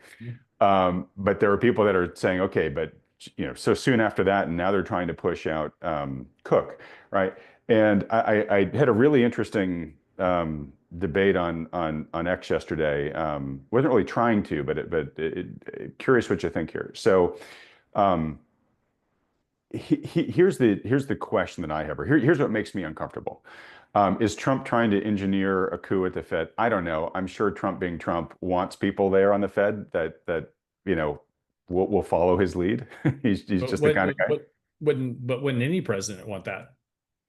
Yeah, I mean, so Uh, wouldn't any president, right? Yeah. So Yeah, if JD Vance or if Joe Biden was still president and these opportunities were coming up, wouldn't he right. appoint I people that mean, were favorable to and him? Biden put Lisa Cook in there Yeah, for yeah, yeah, exactly. right. So, So I mean, yeah, that I don't think anybody's engineering anything. I think there's some fortunate events that are occurring. They're allowing him to, appoint people he likes. he likes. Okay. So a couple of things falling out of that. So the Lisa Cook thing, here's the discomfort I have with it, Okay. right? So first, let me say, if she is proven to have engaged in criminal wrongdoing, absolutely should be replaced, right? No problem Okay. with that at all.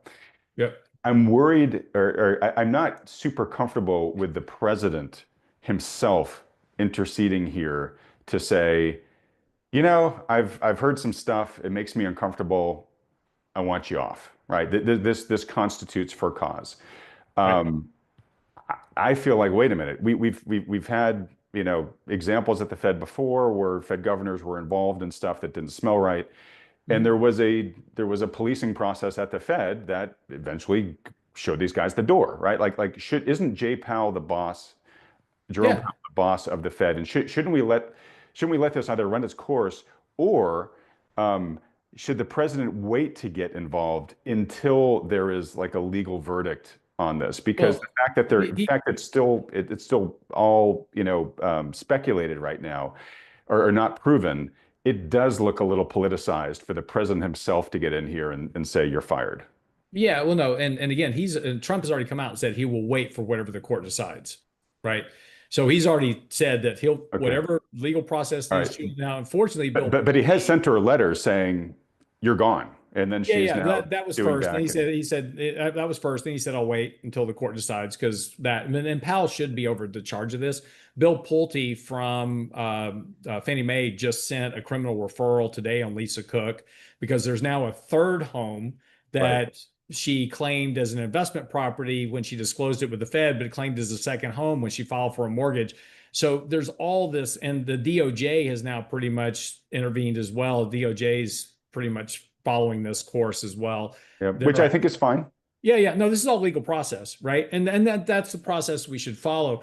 But two things that, do kind of arise here is that, you know, yes, we should wait for whatever process to occur. She needs her day in court, right? Right, whether she's right or whether she's wrong. She says it was just a clerical error. Um, the evidence kind of does the evidence that's presented so far doesn't really kind of look like it was just a clerical error, but that's not for me to judge. That's for a jury to Yep. judge. Yep. And I Um, smell the same things you smell, so don't get me exactly, wrong. right. Yeah. But I do from a standpoint, there, when you're in these kind of positions, I guess is that Jay Powell should be looking at this and going, look, if this is true, got to let you go. We're going to put you on, but you should be on leave of absence right now until this is done. Right. And then you have a temporary replacement or you have a voting member or whatever, take her spot, whatever, she gets a proxy vote, whatever. But, again, I think you've just got to follow some type of legal process. And I think Powell should be, the one to determine, to your point, he is the boss of the Fed. He's the chairman of the Federal Reserve Board. So he should be the one making that decision about what, the Federal Reserve is a very prestigious position that the whole market looks to. So there shouldn't be any hint of impropriety at the Fed because, I mean, they're in control of monetary policy. So I think Powell should be taking this more seriously than it kind of looks like he is right now, particularly with this latest criminal referral and particularly with comments from the DOJ that in their process right now. But that's just Yeah. my So opinion. Agree with me or not, that's just my opinion. no, I think we look at this seriously, and here's why this is important to me, right? Which is I'm not a huge fan of the Federal Reserve, as I think anybody listening to this channel knows, right? But I think if you were going to have a central bank, which we do right now, right, that Mhm. central bank should be independent, right? And I know there's, a lot of people that don't think it is and whatever, and I hear you all on that, right? But to the extent you have one, it should be as independent as possible. And if Well, it then it shouldn't. Then the major banks shouldn't have a shareholder in it. Well, okay, that's independent of the banking system. I agree, but it should not be politicized, right? It should be as apolitical as possible, right? Right. And if what concerns me here about this is if the president can basically, come in and just remove, pretty much at will anybody on the We Fed should. board that it can, right, as he can, then for any suspicion that he may have, right? Then the Fed has no independence. It just at that point it just becomes a proxy for the White House. So why even have a Fed board at that Well, point? no. Well, to two things. Two things. First of all, he can't remove people. He has to. The only people the president can remove somebody from the Fed board is for cause, right? And so Right, it has right, to be but it right, has but to be proven. no, right, but that's what I'm saying. By the president writing that letter, basically saying, "I've But you're seen missing enough that makes me." wait, but you're missing the bigger point. You're saying the Federal Reserve Board is already politicized because the president appoints the members. So if you want an independent Federal Reserve, which would be fantastic, it should be an elected by the people board, right? So that when we vote for the president, we vote for the board members for the Federal Reserve, right? It should be Right, or we vote for the chair, and the chair is there determined should to be appoint. right. There should be absolutely no linkage between the Federal Reserve Board and the major banks. The major banks should not be getting a dividend from the Federal Reserve every month, quarter, whenever it's paid out. There should be no ownership by the major banks of the Federal Reserve, which there is. So, if you want, you're kind of talking out two sides of your mouth. No, I'm not. I'm Yeah, not. yeah. 'Cause Because you could, when the president appoints anything, it's already politicized. okay, but you're talking about what we should have. I'm talking about what we have, right? So we have Right. a But the system, but president appoints the people to the board. He no, appoints no. The He president, appoints. as I understand it, the president appoints the chair, right? Oh, and I guess he can appoint people to the board, Yeah, but then they have their tenure there, right? They only can sure. be removed for For cause. cause that has to be Right, that needs to have proven through court that they've committed this act. right. And there's a pretty high standard for cause, right? Correct. Here. So Yes. that's the independence, which is like, look, unless I do something, illegal, I'm here. And if you don't like my decision, President, tough noogies, I got 4 years left Yeah. on my And tenure or whatever, right? that's the way it should be. Did now is your argument that Trump overstepped his bounds by saying that letter? Yes. Yes. Yes, He and did. that's my Yes, he did. yeah, and that's my point. And I think it's dangerous. And look, I don't love the Fed, so I hate to be in this position of like defending the Fed here, but it's dangerous if it sends a signal to the world that the Fed Yeah, decisions but don't really matter, right? the market looked right through it. They said, well, he can't remove her without cause, so the letters doesn't mean anything.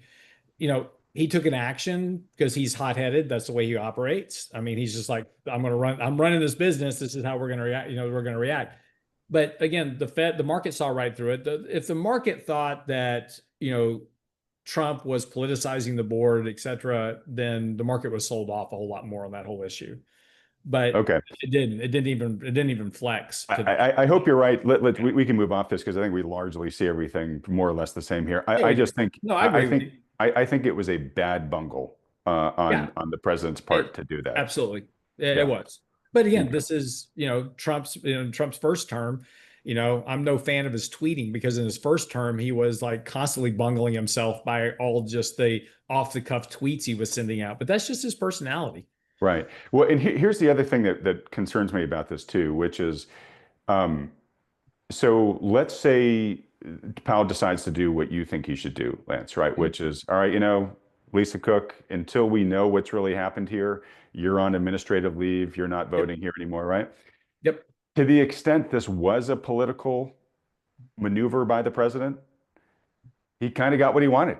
He got her vote off the board, right? Yeah. And Well, right so now, Powell hasn't done anything. She's still on the no, board. no, I know. Powell hasn't done it. If this happens, right? So again, what I just worry about, sort of especially the president coming to put his finger on things like this, is if it sets the president that like, oh, this person's not voting the way that I like, let's drum up whatever we can on them. Oh, you know what? On a tax, and their taxes back in 1987, they made a mistake. It creates this incentive for political witch hunt to try to drive the outcome you want by pushing out your Oh, political enemies on so them, kind of like what the last administration did for the presidential election, which sort I of. thought was terrible, right? I mean, Exactly. look, I mean, this The my that's the danger you get into here, is what I'm saying. This is No, why this is you're important. absolutely right. And that's the whole factor you're driving down to is that I think is the much bigger factor is that we have now weaponized the legal system Right. to The whole go lawfare, yeah. after opponent, right, left, or in the middle, doesn't matter. We have now weaponized the legal system to go after people and to pass bills that allow for the statute of limitations to be extended well beyond what they were ever done, to make legal end runs around things to try to get a certain outcome. That's got, if you want to fix the problem you're talking about with the Fed, you got to fix the problem across the board. That stuff can't happen.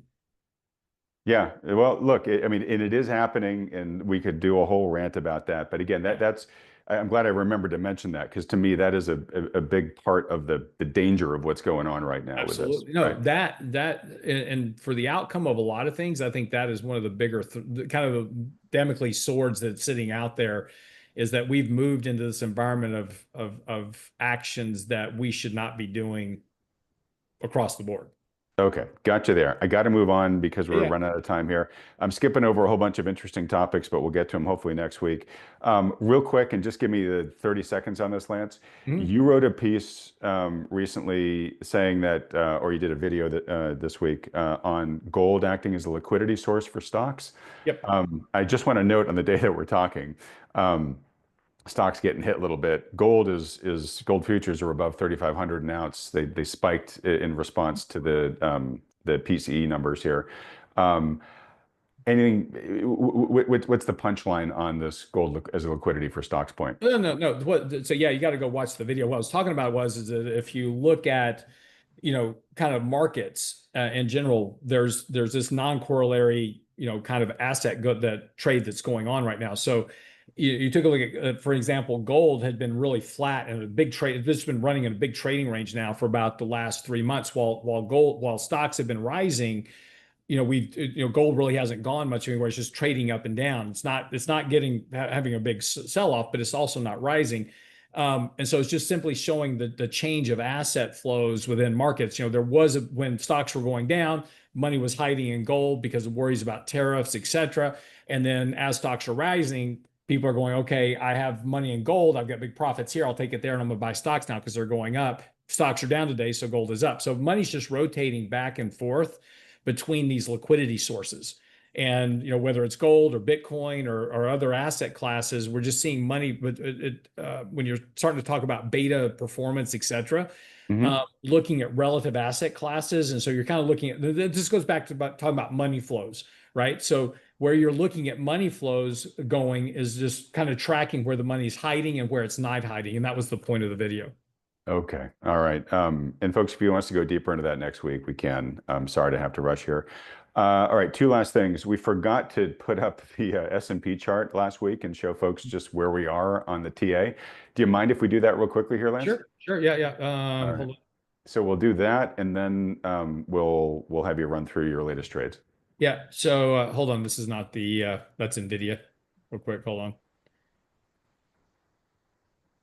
All right. So yeah. So here's the S&P. So two things are going on. Actually, kind of a good sign, bad sign type thing. First of all, we've got a really kind of significant negative divergence going on. So this is momentum at the top. This is MACD. At the bottom is relative strength. We've got this rising market within this trend channel that's really been running ever since kind of mid-May. And we're just kind of hugging along that 20-day moving average. That's been doing well, holding good support. But we have this negative divergence building between relative strength and momentum, and that's typically not a really good sign for markets. Typically, Right. this just will generate into a bigger correction. In fact, if you kind of just look at momentum back over here, we had the Right. same negative divergence in the markets back here. It's kind of the same negative divergence in relative strength, back over here as well. And then Okay. eventually, Sorry, Lance, just to make sure we're following you, yeah. we're actually seeing consistency in momentum and relative strength. They're diverging from the trajectory of the market, right? Right, right. So the relative strength is weakening, markets are rising. Yeah. So that's just, and generally that typically that type of action precedes larger corrections. Now we're about to move into, so we're just finished, today's the last trading day of the month of September, if I'm right, right? August. August, sorry, August. So Monday, September the 1st, it's a holiday. But September tends to be the weakest trading month of the year. So if this negative divergence is going to show up in the markets, it's likely going to show up in September. So something just at least worth paying attention to. The good news is that money flows had been really weak for the past few weeks while the market was still rising. We had a big spike in money flows over the last several days. Tuesday, Wednesday, Thursday in particular, we had a big flow of money back into markets. So that's why markets were kind of ticking up ahead of Nvidia's earnings. So, but overall, market's still in this very bullish trend. There's absolutely nothing going wrong with the markets at this moment. Again, just kind of pay attention to this this divergence in relative strength and momentum. It just suggests some internal weakness, but it's not necessarily something that says, oh, the markets are going to sell off next week. It just suggests that we're entering into a seasonally weak month of the year, September. Returns tend to be negative for the month of September. But again, August tends to be weak too, and we just put in a 3% month. So, again, statistics are statistics, they're averages. Doesn't mean it has to be the case, but it's at least enough of a warning sign here that suggests, go into your portfolio, do a little bit of rebalancing risk, raise a little bit of cash, maybe nothing drastic, but, take some profits in your winners, trim off your losers, those type of things. I'm writing an article coming up talking about Steve Cohen. Steve Cohen is a hedge fund manager that read Point 21. And I'm leading off the article talking about risk management with a quote from him. It says, like, I look at my very best trader and he's right about 55% of the time, which means 45% of the time he's wrong. On average, his traders are right about 50% of the time, 45 to 50% of the time. So 50 to 55% of the time, they're losing money. So how is it that point 21, that hedge fund makes so much money for their clients if they're losing 50 to 55% of the time? It's because they limit those losses. Hmm. So again, go into your portfolio, things that aren't working, trim those out of your portfolio. You can always come back to them later. Things that are working really well, trim those back to target weights, take a little bit of profits, rebalance your risk a bit. Look to buy some of those old boring stocks and stick them in your portfolio. That'll help navigate, any type of downside draw, as we were talking about earlier, in the markets. Because if we're going to get a downside correction, it's going to be in tech, it's going to be in discretionary. That's where the hits are going to come. Communications, because Google. That's where the hit will come, and money will rotate. Again, talk about liquidity sources. money will rotate back into defensive areas. So it'll go into defensive stocks, dividend yielding, strong fundamentals. It'll go into gold. It'll go into, go into bonds. That's where it'll hide out until that corrective process works. Then those assets will become liquidity sources to buy back into the high beta momentum trade. Okay. All right. And speaking of trades, what trades, if any, did you guys make at RA over the past week? None this week. We're again, we monitor performance of the portfolio relative to the markets. And again, as I just discussed earlier, the markets are down, 75, 80 bips. We're down about 27 bips. We're in good shape right now. So, portfolio's been doing really well this year. Gains are good. We're well ahead of our target rates for this year. So again, there's just not a lot for us to do right now, but we're monitoring it very closely. Okay. You're kind of in the don't screw it up Yeah, phase pretty right much. now. Right. So it's like this. Like everything's working good. Don't mess with it. All right. Well, look, in the remaining minutes we have here, I want to squeeze in a quick rant and then wrap things Sure.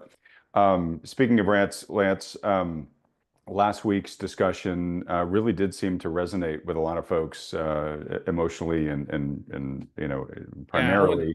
I wanted to say something about that. Go ahead. Okay. Well, I'll let you say it, but I'll just preface this by saying, kind of famously, you generally don't listen to you don't read the comments on these YouTube videos. Yeah, I I hope you don't. broke that rule last I week didn't. because there's a lot of love and support from you from this crowd. And all I want to say is what you and your family are going through, you aren't alone. You obviously have my full support, as you know. We Yeah. had some conversations off camera, but this community's really got your back too. No, and I was gonna. That's what I wanted to say about it. Is I was overwhelmed by the number of emails that I got from people. I didn't read the comments. I don't read comments on videos just because of the haters out there. I just don't need the mental anguish. So I did hear though from other people that there were a ton of very positive, supportive comments, and I do appreciate all the support, the prayers that I received. A lot of people thought this had something to do with my kids. No, my kids are perfectly fine. They're healthy. They're doing fantastic. My wife had major surgery last week. Unfortunately, she was diagnosed with stage 3 ovarian cancer.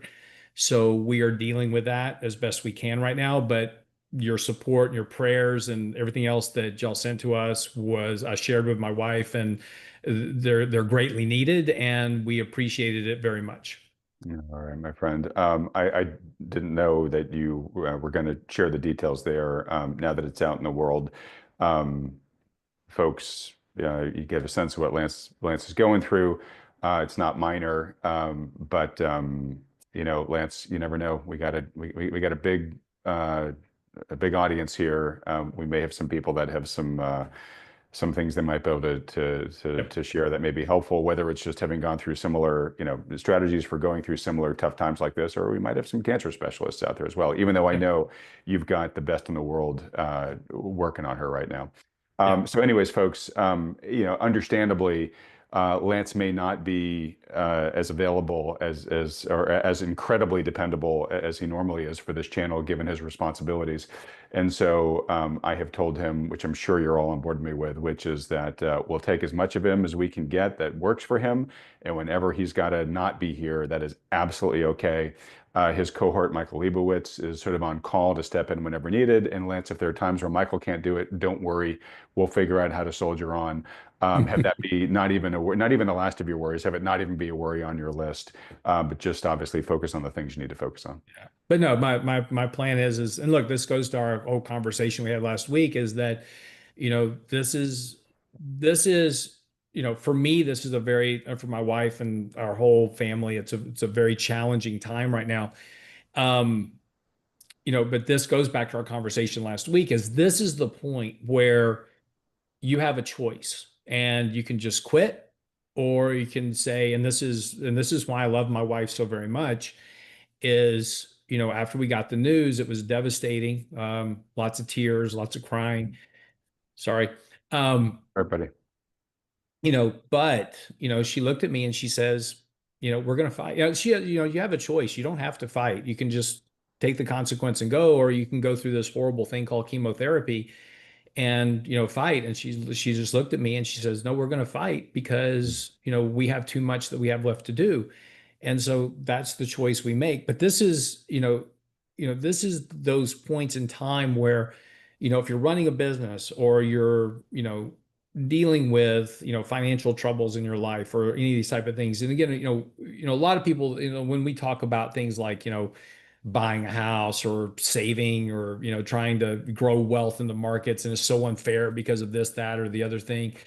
And, I'll make these comments about, well, this is just where you have to kind of buckle up and strap down and get to work. And I get a lot, and this is why I don't read the comments, right? Because I get a lot of these hate comments like, oh, you're just an old boomer. You don't know anything. You don't understand what it's like today. I do understand what it's like today because, I've lived through these things. I've lived out of my truck, starting a business. I've done, I've had these hurdles in my life. And I'm not just telling you these things just for the sake of telling you these things. I'm hoping that you'll take something from it and say, look, I can do this too. You can get to whatever goal you want, but you have this choice that you have to just go, hey, I get what it is, and I'm going to get over this. I'm going to figure my way out of this problem, whatever it is, and I'm going to do whatever it takes to get there, whether it's, you've got to cut spending or save more money or whatever it is, but you've got to make those sacrifices to get there. And any success that you want in life is completely achievable. And this is why I get so mad when people talk about, capitalism sucks. We need the Mhm. socialist system, because I'm a beneficiary of capitalism, and I understand how capitalism works, and I know how to take advantage of it because I've been doing it my whole life. And you can do it too. There's no secret to it.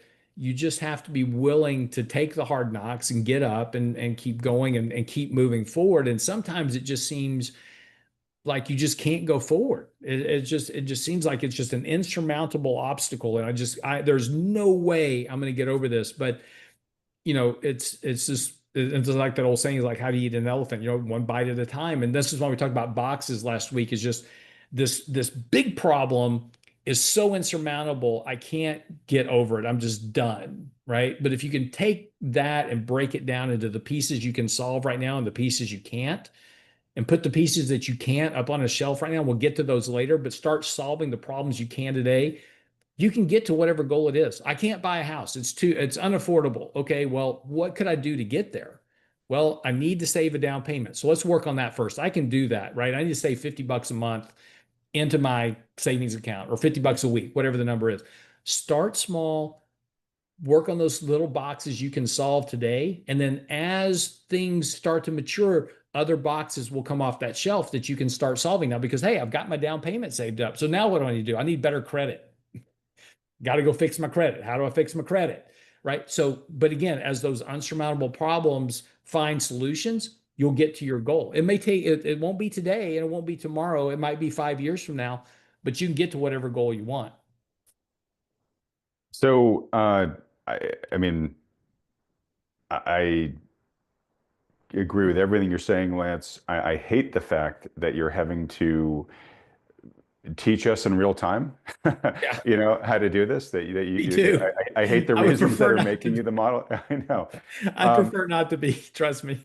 and I mean, on this channel, I bring it back more often than probably most people want to reminding people what real wealth is, right? And I generally distill it to, the important relationships in our lives, living with purpose, and then health, right? Because those are the things that really matter. I try to remind people money is a means. And even though that's what we talk about 98% of the time, Lance, Yeah. it is a catalyst towards that can be helpful with those things. But when you are faced with the type of adversity that you are and your family are right now, it's an immediate reminder of what really matters, right? Yeah. Um, and so, Yeah. That's a valuable point. I would trade everything right now. right, right, For sure. and fortunately, you've done a good job of saving, so you can use cash in on the financial wealth that you built to help give your wife the best treatment that she has that she can get, and she's very lucky to have you. I mean, you're ridiculously lucky to have her. I mean, let's not Yeah, no let's not doubt. mince words on that one. But I mean, one, you're a good provider, and obviously you've worked hard to build wealth to be able to get her the best care and whatever. But to your point, right now, uh, you all have to make your choice. Sounds like she's made hers. But is this going to break me or am I going to fight? Right. And I'm just here to remind you, Lance, that, you freaking MMA fighter. I mean, you are a fighter by your nature. It's in your DNA. She's very lucky to have a partner like you with your constitution. And so just like in Forrest Gump, right, where they just like, unleashed his natural power, right? The run, Forrest, run, right? I mean, right now is your fight, Lance, fight Yeah, moment in time. yeah, yeah. No, So, it is. And like I said, it's and I told you this a little bit, but when we were just getting on the show this morning, is that it really refocuses what your goals are in life. Because like we had all these plans for certain things that have now all changed, and all the things that we were working for and saving for, and we were going to do this, that, and the other thing is like all that's just completely out the window now. It's like it's now it's just it doesn't none of that even matters anymore. It's just whatever it takes to give her as long of a healthy life as she can, and for us to just be together as long as we can, because it's the one thing that we all take for granted is time. yep. And we all think that we're gonna have plenty of time. It's like, when you're having, tough time with your spouse or whatever, it's like, I'm just not gonna talk to her or whatever. We're just gonna, just live in separate bedrooms or whatever. And, you don't realize how, and unfortunately, it takes something like this to make you refocus on what's Yeah. important. Realize that you're just burning precious time when you Yeah. do stuff like that. Yeah. And really think about and it's really made me reevaluate. Look, I like I said, I love my wife more than anything else on earth. She's on earth. She's like, she's everything to me, and I do everything in the world I can for her. But when this happened, it just made me take on a completely new aspect of how important she was to me. And it's sad that it takes something like this to really make you realize just how important that significant other is in your life. And I hope that if anybody takes anything away from this today, is that you just take a second to really appreciate your spouse for who Mm. they are. And because you hear this all the time, but you're not guaranteed tomorrow. And that's true. And unfortunately, it takes something like this to really make you realize it. And I don't wish that on anybody. So, take away from today, go do something for your spouse and just tell them thank you. Well, look, you know, my wife's been away. She's coming home in about an hour. I'm gonna give her a really big hug when she comes, an extra big hug when she comes in the door, honoring you and your wife here, Lance. I hope everybody else does the same in their life. Look, buddy. So again, heartbroken for you and your family that you guys are going through this. I do take confidence. Hopefully, it's proven over time that you were in the best of hands with the care that you're getting there. I don't think I'm letting anything proprietary out of the bag. But you No. live in Houston, MD Anderson is there. It is the best cancer treatment center in the And world, we're to we my are knowledge. very no, we are very, very lucky. We have with because MD Anderson and literally the hospital is like a mile from our house. So, Wow. and we have an excellent doctor. She is absolutely awesome. The amount of care and support that they provide to their patients is mind-boggling. I mean, the number of people that are at my wife's disposal, they call her, they're constantly checking on her. She has all kinds of resources to access.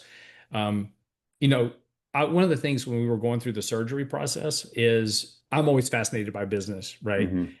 And from the moment that you walk into MD Anderson Surgical Center, it's a organized process. I mean, there is somebody there constantly making sure you're informed, making sure that the person is in the right place, double checking everything. You meet with every single doctor, you talk to every single nurse and practitioner that's there.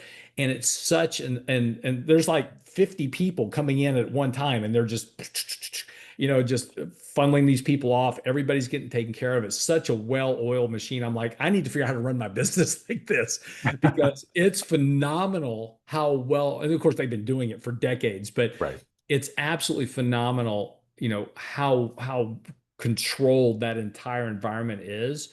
But the level of service and support that they give you is just absolutely amazing. All right. Well, that's really encouraging to Yeah, hear. very lucky. So, in conclusion here, Lance, because I know you got to go because you've Yeah. got some commitments you got We to have, get we to. have an appointment. We have to go, we have to go to. Okay. But I hope you feel the love from this community. I mean, I hope you feel the love from me, brother. Yeah, We got absolutely. you, fight for her. Let us know how we can fight for you. And nothing but everybody's best hope and support and prayers from here. And, you'll keep us updated as you Yeah. are able to and make sense. But most importantly, please have your time here going forward be what you can spare and what's healthy for you, but not a minute more. Well, no, I mean, look, I'm going to be here unless there is an appointment or something. So just, she's about to start chemo. She'll go through 6 months of basically about, no, sorry, about 4 months of chemo. Hopefully after that things will all smooth out a lot. But no, my intention is to continue to be here. I'm continuing to run my business, continuing to do what I need to do. But just unless an appointment or something that I need to be there for interrupts it, then Michael Lebowitz has already said he'll fill in. But no, my plan is to be here every Friday, and we'll keep moving forward. Okay. Well, look, so had a rant for today. Obviously, not going to get to But just it. tell me what the topic is so I can get ready for next week. This was much more important. Man, topic was uh, there was sort of an uplifting part of the end of it, but how uh, you and I, and I'm sure many viewers here know, we know the people that are having like the tail end successes in life, Yep. right? The guy that you're talking to who you kind of thought was like you, and then you found out that like, oh, he bought Bitcoin back in 2016, right? Or, Yeah. oh my God, this guy's small little business, he just got bought for $50 million, right? Yep. It's hard to kind of get your soul crushed in the moment when you realize, but there's an inspirational part of that. But again, this is Yeah, absolutely. Yeah, yeah. nothing worth talking about after what we just talked about here. And no, But we'll definitely save it for next week because actually, I just texted my son. He's in college at A&M studying computer engineering, and this kid at A&M just sold his AI. He built an AI program, and he just sold it for $40 million. Hadn't even graduated college yet. yeah, you're kidding. And Okay, so, yeah, I- so I text my son. I'm like, "What are you doing?" yeah, I know. The absolute last thing you wanted to hear at that moment. So that's exactly what I want to talk about in that rant. Perfect. And in Perfect. general, buddy, if you ever, look, I can dial up the rants going forward too. If you just want to have a nice distraction to be able to, Love it. direct your attention towards something else. Um, Perfect. all right, look, well, folks, if you feel one of the best ways to start using your time for the things that really matter is to continue watching Lance Roberts on this program going forward every week from here or as often as we can get him, please let him know that by hitting the like button and then clicking on the subscribe button below, as well as that little bell icon right next to it. Don't forget again that the early bird price discount is still available for Thoughtful Money's upcoming fall online conference on Saturday, October 18th. Don't worry if you can't watch live. Everybody who registers is going to get a replay video of the full event. As a reminder, Sven Henrich just signed on. The faculty is amazing at this point and only getting better. I just had another big name commit last night, which I'm going to share. I'm going to save to share until next week. But to go get your tickets, run, do not walk, to go to thoughtfulmoney.com/conference, where you can buy your ticket there, still at that lowest discount price. And if you are a premium subscriber to our Substack, you'll get an additional $50 off of that discount price. Boy, there was another announcement I had to make, Lance, about YouTube membership videos, which Uh-huh. folks, I'll just talk about next week. I won't mention them here. I just plan to see that you're going to hear something from me about that coming up. And then last, obviously, if you would like to get some professional financial help in figuring out how to navigate the financial markets that we have today and may have tomorrow, given a lot of the macro issues that Lance and I talked about, recommend that most of the people watching this video get that help from a good professional financial advisor. If you've got a good one who's doing that for you already, great. Don't mess with success. But if you'd like a second opinion, or if you don't have one of those advisors, and would like to talk to one of the financial advisors that Thoughtful Money endorses, these are the firms you see with me on this channel week after week. Maybe you'd like to talk to Lance and his team there at RAA specifically to set up one of those consultations. Just fill out the very short form at thoughtfulmoney.com. Lance, buddy, I'm going to let you go. Thanks for just everything and who you are as a person, and give your wife a big hug from me today and give her my best Yep, as well. I will. And I usually let you have the last word. Anything else you want to say, or should we just let you head off into the sunset here? No, we're all good, and we'll see you next week. All right. Good luck, buddy. Thank you. Everybody else, thanks so much for watching.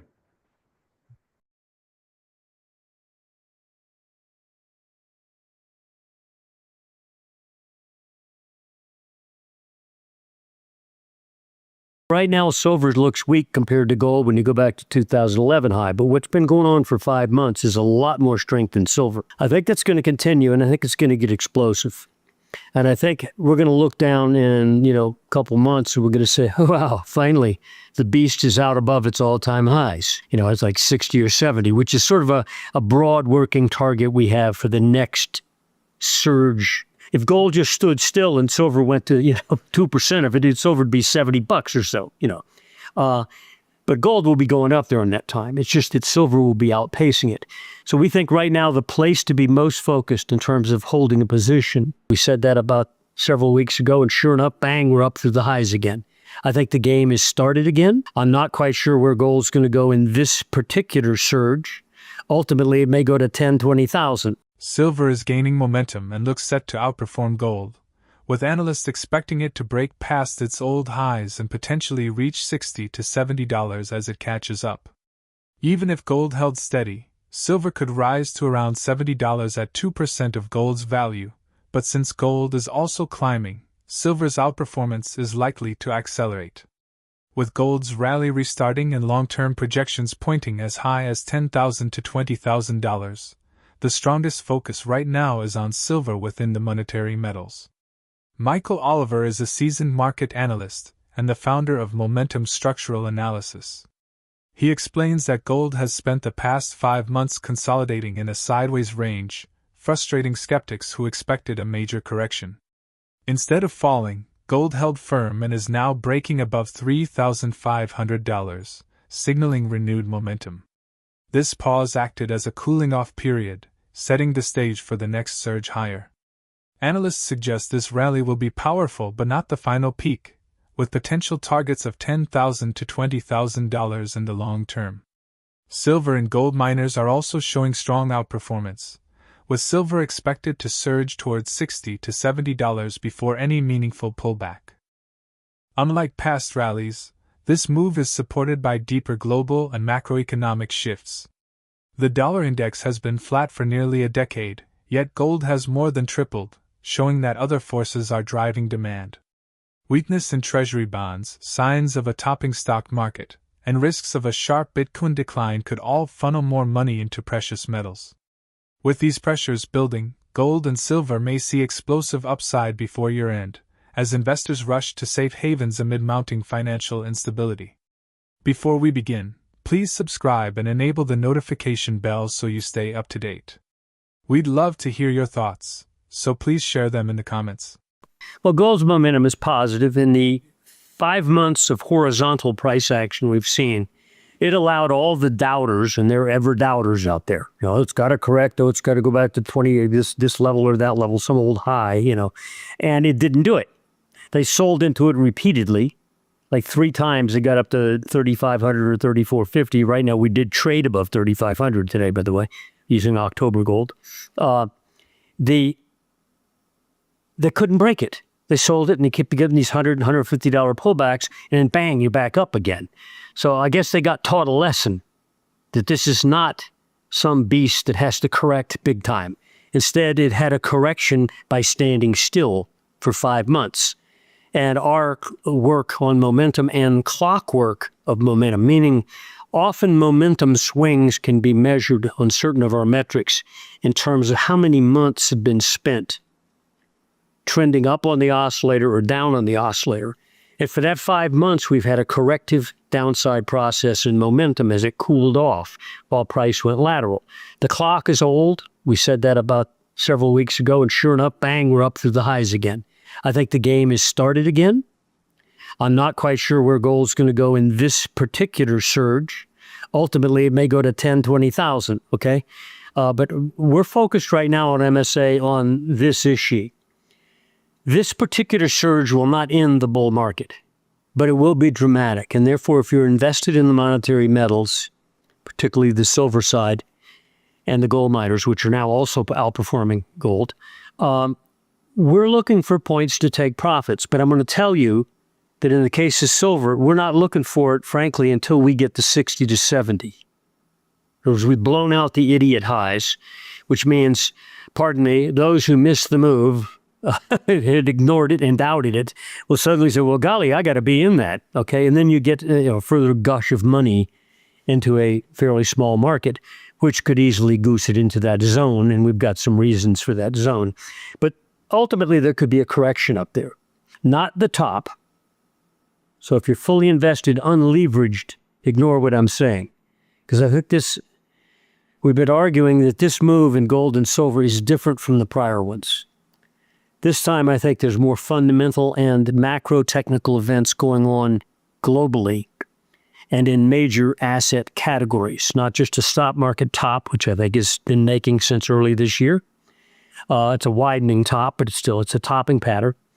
But in certain other areas like the breaking of the dollar has not been a factor, the dollar index, when you measure it versus euro and yen primarily, that's 70% of the dollar index. It's been sideways since 2015 when gold made its low. It's trading around 98 right now. We're trading just below 98. So, yeah, it's been above it and below it since then. But 10 years, it's been net lateral. Well, why is gold not net lateral? It's triple and a half. So you don't just look at the dollar for driving gold, but it will help because it's now entered what could be a dynamic bear market. And dynamic on the downside could, in fact, be further win for gold. Then we go to the T-bonds. T-bonds are usually an alternative. If you have a perception of a weakening stock market, people will tend to move money into T-bonds as the alternative. They're not. T-bonds are very anemic. They're very weak. They're behaving more like the stock market in terms of when they make lows and highs. And right now, T-bonds, as we speak, are not far away from some levels that if they break below, you could end up getting a little mini bond market event, which would spook the stock market. Anyway, there's a lot of these factors out there, including Bitcoin, I think, which is in a potential crash situation. We've been saying that for a few months. Not that we're there. The trigger numbers are still below us, but if you hit those trigger numbers, that could suddenly become an off-the-sideline type, oh my God, where did that happen? How did that occur? And it will have wave effects because the financial institutions are now so heavily involved in crypto. So anyway, these events are out there percolating, and I think they're going to occur. And when they do, that could create further upside panic in the monetary metals. And I think we're going to see that between now and the end of the year, possibly sooner than that. Michael thinks that gold's rise since 2015 can't be explained by the usual drivers like a weak dollar, falling stocks, higher commodities, or bond shifts. Instead, it reflects something bigger, deep distortions created by government control of money. These forces are converging, setting up a cascade that could spark central bank panic. Silver is expected to break past its old $50 high and surge towards $60 to $70, drawing in late investors before any correction. Still, that would only be a pause, not the end of the bull run. Historically, gold has delivered two eightfold moves in the past 50 years, and repeating that pattern today would put it near $8,000. Analysts argue this wouldn't even be unusual. It would simply mirror past cycles. Michael predicts that if gold does reach those levels, silver could climb dramatically as well, possibly reaching 2% of gold's price. Commodities may follow along, but the real fireworks are expected in gold, silver, and mining stocks, making the coming surge both dramatic and highly concentrated in monetary metals. Now let's revisit the interview. Explain, we showed in the weekend report the chart of gold since 2015, and there's this upward plotting action and then it's accelerating. And you say, well, what caused that? And it wasn't because it was the declining stock market, which helps gold. If you go back 2000, 2002, 2007 high in the stock market to 2009, gold went net up. There was one break in there, but it kept going up. But we don't have that right now. So it's not the weakening stock market yet. It's helping gold, so we will, because money will move. It's not reflected by the bond market. It's not reflected in commodities. The Bloomberg pullback from a high at 140 to either side of 100 back in 2022, dropped in 23, and then went sideways, has been dull for a couple of years. So it isn't commodity prices, so-called commodity inflation. You look around, and it's not the dollar. The dollar has been Deadsville. It's recently started to drop, but it's not precipitous yet. So how can you explain this? Well, because there's something bigger going on. It's not merely one of these things. It's a combination of things, largely built around the distortions created by government monopoly over money. And gold knows this. And later on, you'll see the headlines and you'll look back and say, oh, now I know why. But don't look for the reasons why to be in your face as it's doing it. Look for them later. Too late to be joining. Okay, not too late, but you're late. Okay, already you're late if you're not in. So that's why I think things will change more dramatically this time, is that all these factors, not just one of them, all of a sudden now we have a lot of factors that are at the point of cascade, which would create what? Total panic on the part of central banks. Well, for silver, I think we'll take out the 50 high, and I think you'd at least go to 60, 70. And at that point forward, once we cleared that high and sucked in a lot of late money, grabbing it, a wet bar of soap stuff, there'll be a point to take some profits on a trading basis. Not that the move is over, okay. But if you historically, and I've said this over and over, and I'm not predicting the price because they could go way beyond it, gold has had a couple eightfold moves. 1976 low to the 1980 high, eightfold gain. 2001 lows, 2011 highs, eightfold gain. Well, we started from a low at 1,050. You want to do the math? Somewhere between $8,000 and $9,000. You would simply be reflecting what it's already done twice in the last 50 years since the U.S. government legalized it. Okay? So to go to $8,000 now and gold would simply say, oh, it's doing what it did before, which isn't even abnormal. But what we're talking about is something far more abnormal. And therefore, you could go way beyond that on a fundamental or technical basis. But right now, even just echoing what it's done twice before, the same dimension move, you go to $8,000 gold, wouldn't shock me one bit, particularly when these other factors start to come into play, which I think could be in the next month or so. Anyway, so that would give you an idea. Well, gold maybe go to 8,000. Well, that's just, again, it's just doing what it did before. Is that a top? No, probably not. But it's a statement of, goodness knows where silver might be then. You want to put silver at 2% of 8,000, okay? Anyway, that's what I think we're shaping up for. And I think it's going to be dramatic. And it's going to be very isolated, very focused in monetary metals and their miners. I think to some extent commodities will coattail, not lead, not cause, but coattail gold in this up move, much like they did in the late 70s, where commodities coattailed the bull market to the 1980 peak in gold. They didn't match it in terms of upside, but they did coattail it. And I think we could see that again. But I think it's not outlandish to think of $8,000 gold. Now, again, what does that mean? Well, a little more than doubling where you are now. Is that a big deal? I don't know. Michael Oliver highlights that both gold and silver are entering a powerful new phase, driven not by traditional market factors but by deeper systemic distortions in the global monetary system. With gold potentially targeting $8,000 to $20,000 and silver set to surge past its old highs towards $60 to $70 or more, the precious metals market may soon witness one of the most dramatic bull runs in history. This rally, fueled by weakening confidence in traditional assets and central bank actions, suggests that silver and gold miners could offer some of the strongest opportunities in the coming years. If gold were to reach $8,000 or higher, how high could silver realistically climb relative to gold's value? Do you think central banks will intervene directly in the silver and gold markets if the rally becomes too explosive? We'd love to hear your thoughts in the comments. If you found this video helpful, give it a thumbs up and subscribe for more updates. Thanks for joining us on this journey.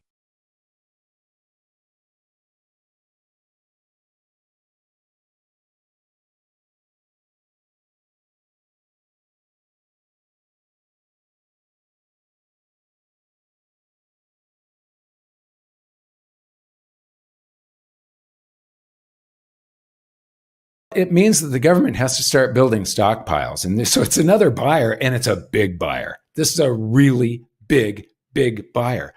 But again, this will also, like, who else uses silver? Companies like Tesla are going to have to start stockpiling now because they will know that there are higher prices in the future. Well, anybody that uses a lot of silver in production of goods needs to take a position now and protect themselves from triple-digit silver and gain that same leverage over their competitors. This has the greatest gains in absolute purchasing power. And that is what matters, is value, not price. And so we're looking at the price. It's up $1,000 this year. But is anything else up 48% this year? Not real estate, not stocks, not Bitcoin, nothing. Since the government must now build silver reserves, it becomes a major new buyer in the market. At the same time, companies like Tesla, which rely heavily on silver, will likely start stockpiling as well, anticipating higher prices ahead. Any business that uses significant amounts of silver should secure supplies now to shield themselves from triple-digit prices and gain a strong edge over competitors. Mike Maloney is a renowned precious metals expert, educator, and founder of goldsilver.com. He explains that governments always find ways to tax people, either directly or through inflation. History, like Weimar hyperinflation, shows how war spending and money printing quietly destroy wealth until it's too late. As people save in fear, devaluation builds, only to erupt in sudden inflation when money flows back. Gold-backed systems once restrained this, but fiat currencies lost all discipline. Today, massive money creation and QE enrich the elite while draining ordinary savers. Gold remains undervalued, but the system will eventually face a reset. As we dive into the video, remember to subscribe and tap the bell icon so you never miss an update. We value your thoughts, so drop a comment below and give us a thumbs up if you enjoyed the content. True, but the problem with government is they will just tax us more. Silver could go to $1 million an ounce, and they're just going to take as much as they can from the population in two methods: the regular tax and inflation tax. And as they print for war, I did a lot. When I was writing my first book, my study on the Weimar hyperinflation was a stack of books about a foot high. And I had assistants. I didn't read all of them. I'm dyslexic. They read them and they highlighted stuff for me to look at. But we did a very intense study on the Weimar hyperinflation. During that, with World War I, when there's war on your soil, you have a lot of anxiety, and every dollar you earn gets saved. So none of it is in circulation, and it allows the government to keep on printing and printing and printing, and you don't see the dilution of the currency supply. You don't see the devaluation of the currency until the war ends and the anxiety is lifted. And the minute some of that currency comes out of hiding, back then you would stick it under your mattress, not put it in the bank. But once it comes out from under the mattress, look out, you're in for a hyperinflation. And so, yes, it'll make war more expensive. But if we are having war, the population will start doing more saving, velocity will slow down, and the result is that the government can very secretly steal a majority of your wealth without you knowing it until it's too late. And that's what using gold used to do. And then we went from 100% reserve ratio. First we had gold. Then we had gold notes 100% backed. And then we introduced the Federal Reserve, and it was 40% backed. And then the Bretton Woods, and it dropped eventually to 8%, but there was no specified reserve ratio. But gold standards opened the door for this scam to all happen again. And so I hope we don't end up, I can tell by what countries are doing around the world that we are headed towards some sort of monetary system that has gold connected to it. Is it going to be another gold standard, or will the citizens of planet Earth wake up and say, no, we're going to use something real and that stores value? And fiat currencies have proven that they don't store value, and mathematically they can't. Mike Maloney highlights that when manipulation breaks, the free market always wins, whether under fiat, digital currencies, or any system. true wealth isn't measured in unstable prices but in value relative to real goods like gold, oil, or wheat. Fiat money and floating exchange rates distort prosperity, stealing lifetimes of potential growth.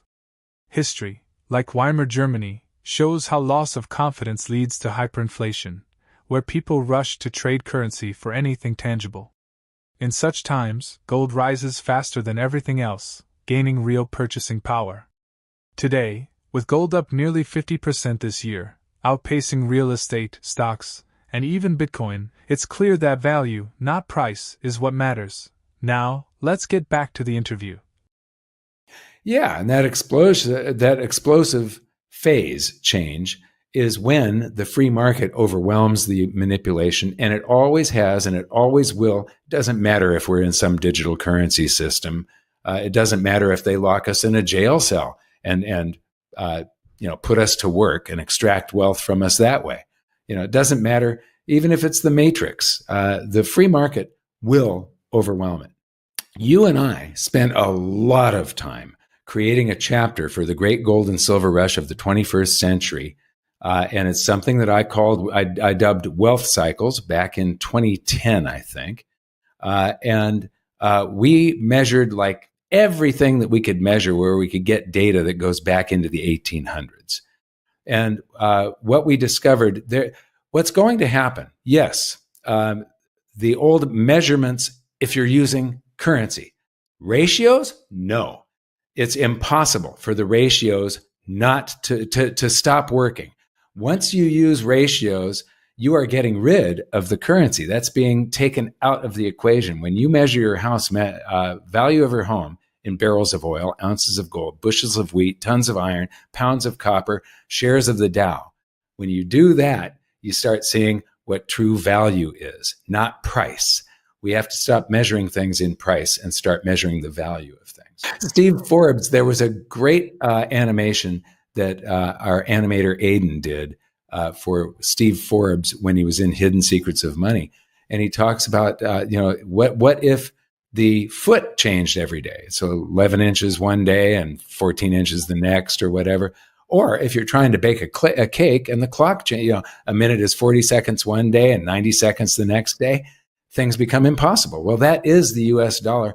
And all these floating exchange rates severely limit our prosperity and has stolen part of our lifetimes. You can absolutely prove that when you create greater prosperity, a population will live longer and be happier. This is just fact. And so, and you cannot go back in time and repair transactions that didn't happen or prosperity that didn't happen. And so these fiat currencies, these floating exchange rates, have shortened your lifetime and my lifetime. They absolutely have. And this is something that is provable. I had you insert a chart after this of the Weimar hyperinflation, simply because this looks like the Weimar hyperinflation. Yeah. Now, if you look at that early part from the end of World War I up until the beginning of 2020, if you make a chart of just that, that is it's a pre-hyperinflation. I remember we were interviewing Jim Rickards, and I was telling him I had discovered this pre-hyperinflation and I was all excited about it. And he goes, I didn't know I was here for a history lesson. So anyway, that first phase was a conditioning that happened to the population. That loss of 90% of their purchasing power, this is a 90% loss in purchasing power, taught them that if they hold on to currency too long, so the second time that they saw this happening, that's when they started buying anything. A case of doorknobs will hold its purchasing power better than the currency. And so that's what caused that change in public perception and the introduction of fear of holding on to the currency for more than a few seconds caused that endgame hyperinflation. But the point is that gold is going up faster. Every chart looked like this. Real estate looked like this. The stock market looked like this. Everything in Weimar Germany looked like this, except gold was going up at a factor that was greater than all the other things. So it was gaining in purchasing power during this. And it was in my first book. Go back to the Japanese yen chart one more time, the tab before this. Math. And Japan has been stuck in basically a deflationary environment, or stagflation, during that whole period of time. Prices of real estate and stuff are not keeping up with gold. If gold quintupled, it's probably tripled or quadrupled in purchasing power of real estate, businesses, and anything else you want to buy. Cars have not quintupled since 2007. So that's a real good measurement. How much is a car since 2007? Has it doubled? Well, that means you can get 2.5 times more cars with your gold. Than a year. That's since the beginning of the year. So we just started the 9th month. Yeah. Yeah. Is there anything else going up this fast? And the answer is no. It's at this point for this year, this has the greatest gains in absolute purchasing power, and that is what matters. Is value, not price. And so we're looking at the price. It's up $1,000 this year. But is anything else up 48% this year? Not real estate, not stocks, not Bitcoin, nothing. And so that means that this is gaining in purchasing power against everything else. Both governments and businesses are gravitating for hard assets like gold and silver due to pressures from debt, war expenditures, and currency devaluation. History tells us that true worth endures while fiat regimes inevitably fail. Gold is outperforming almost everything, and manipulation flaws are already visible, so the trend toward material wealth is quickening. Do you believe that governments will be able to conceal inflation this time, or will hyperinflation erupt like it did previously? If governments and large corporations began hoarding silver, how high could it actually rise? Feel free to share your feedback in the comments below. If you found this helpful video, hit the thumbs up and subscribe to keep up with our latest updates. We appreciate you being a part of this journey.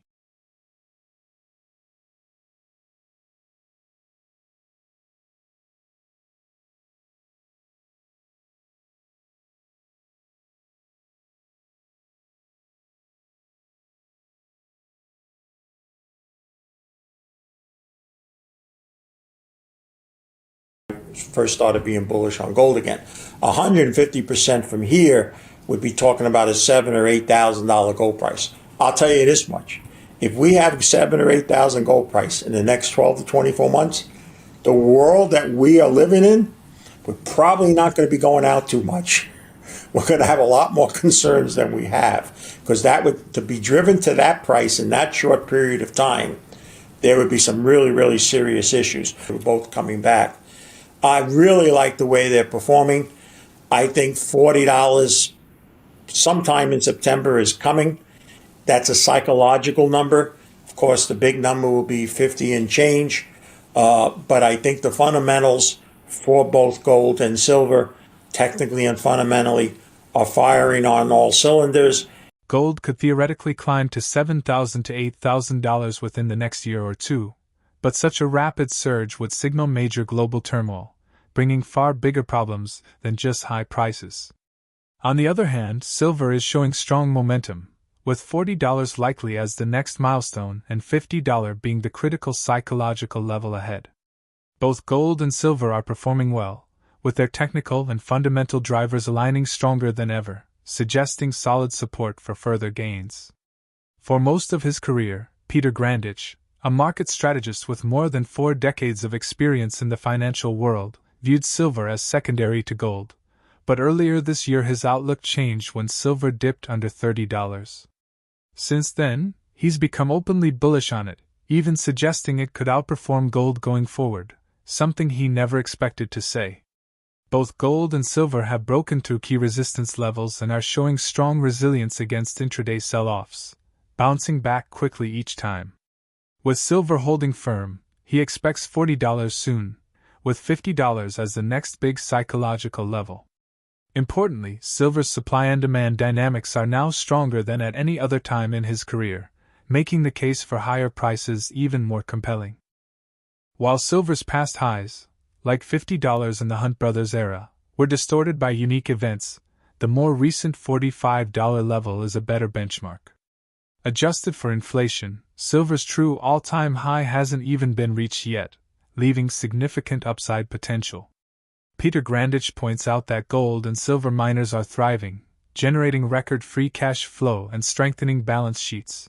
Wall Street has historically ignored precious metals because they don't align with its financial asset model, but institutional interest is quietly building. As equity growth slows and the stock market peaks, mainstream investors will eventually be forced to take notice, potentially driving a powerful new wave of demand into the metals and mining sector. As we play snippets from the video, kindly click the like button, subscribe to our channel, and enable the notification bell to receive fast alerts whenever we post a new video. I appreciate your support. Have fun watching the video. Including the blessing that I had for 25 years being at the Vancouver Resource Conferences. Silver was always second on my list. In fact, I used to say it was like kissing your sister. And of course, the silver bugs never liked that. But earlier this year, when it broke under 30, I turned bullish on it to the point where it was unheard of for Peter Grandich to speak gold and silver in the same breath. And that remains so. In fact, I said then that I thought silver could outperform gold going forward. It is both gold and silver, as you and I speak here on this Wednesday. It is just trading picture perfect. It broke through key resistance. It tried to come back. I would say in the last 5 to 7 trading sessions, we've had attacks on both gold and silver intraday, and they can't even keep it down even intraday anymore. And so even as we speak today, it was a lot lower, and as we went to record it, they were both coming back. I really like the way they're performing. I think $40 sometime in September is coming. That's a psychological number. Of course, the big number will be 50 and change. But I think the fundamentals for both gold and silver, technically and fundamentally, are firing on all cylinders. And keep in mind, and I think this is important for silver particularly, the supply and demand scenario is far more favorable now than when it went to $50, several decades ago. So I think the fundamentals are much more underpinning for silver now than any other time in my career. And that's why I would consider myself a silver bug now, something that never existed before this year in my entire career. Far more important, the 50 was in the dinosaur days, even just before I started working in the business. So adjusted for inflation, that'd probably be half that number by now. The 45 wasn't that long ago. I don't think there are these psychological numbers, there's 45 to 50 that people would point to, but realistically, adjusted for inflation, the nominal high for silvers, we're not even close yet. So both it and gold, I think, clearly have 20% at least more in their price upside, and probably a little bit more for silver. What people seem to lose sight of is the gold companies are they're legally printing money in their free cash flow. I mean, it's an amazing phenomenon to see this. Even the ones that were weaker, their balance sheets are so much better and all. And we want to start talking about a couple $100 more on the gold price and maybe, $10 or $20 more on the silver price. What are these guys going to be like? I mean, just, they're going and the argument is, people say, will Wall Street ever get behind them? This is very important too. Wall Street, since the day I entered, treats gold and silver like kryptonite. It goes against the principles of what they make their living off of, selling financial assets. So don't ever expect to turn on major financial regular networks and hear large-scale speaking about this and all. Look at Newmont. We just said for the year it's been the second best S&P 500. If we did a trace and see how many times it was mentioned on any financial network, you wouldn't even need a calculator. But the ones that were 12th or 15th were spoken about 100 times. When they will come close to having to be involved in it is when the stock market peaks, and maybe goes down, but at least peaks. Earnings growth in general equities slows to a crawl or goes in reverse. And suddenly money managers are going to hear, what's this Newmont bat? These guys just went up 30 something. 8 straight quarters of record profit. I get me some. And why I know that's happening, from the institutional people that I can still speak to, especially the companies that go and been putting on and speaking at conferences. That's why these 2 shows in Colorado that are coming up in September are very critical. Peter Grandich warns that while gold could theoretically surge to $7,000 to $8,000 within 2 years, such a rapid move would likely reflect a severe global crisis. He stresses that investing isn't just about gains, it's about avoiding major losses, which is what separates winners from losers. Even if markets decline, gold and silver are far more likely to hold value compared to stocks and bonds.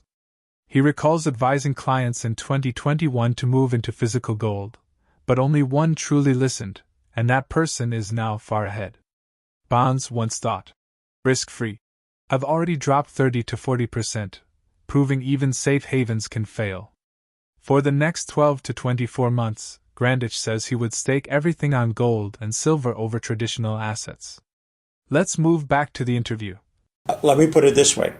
So 13, almost, well over 150% from when I first started being bullish on gold again.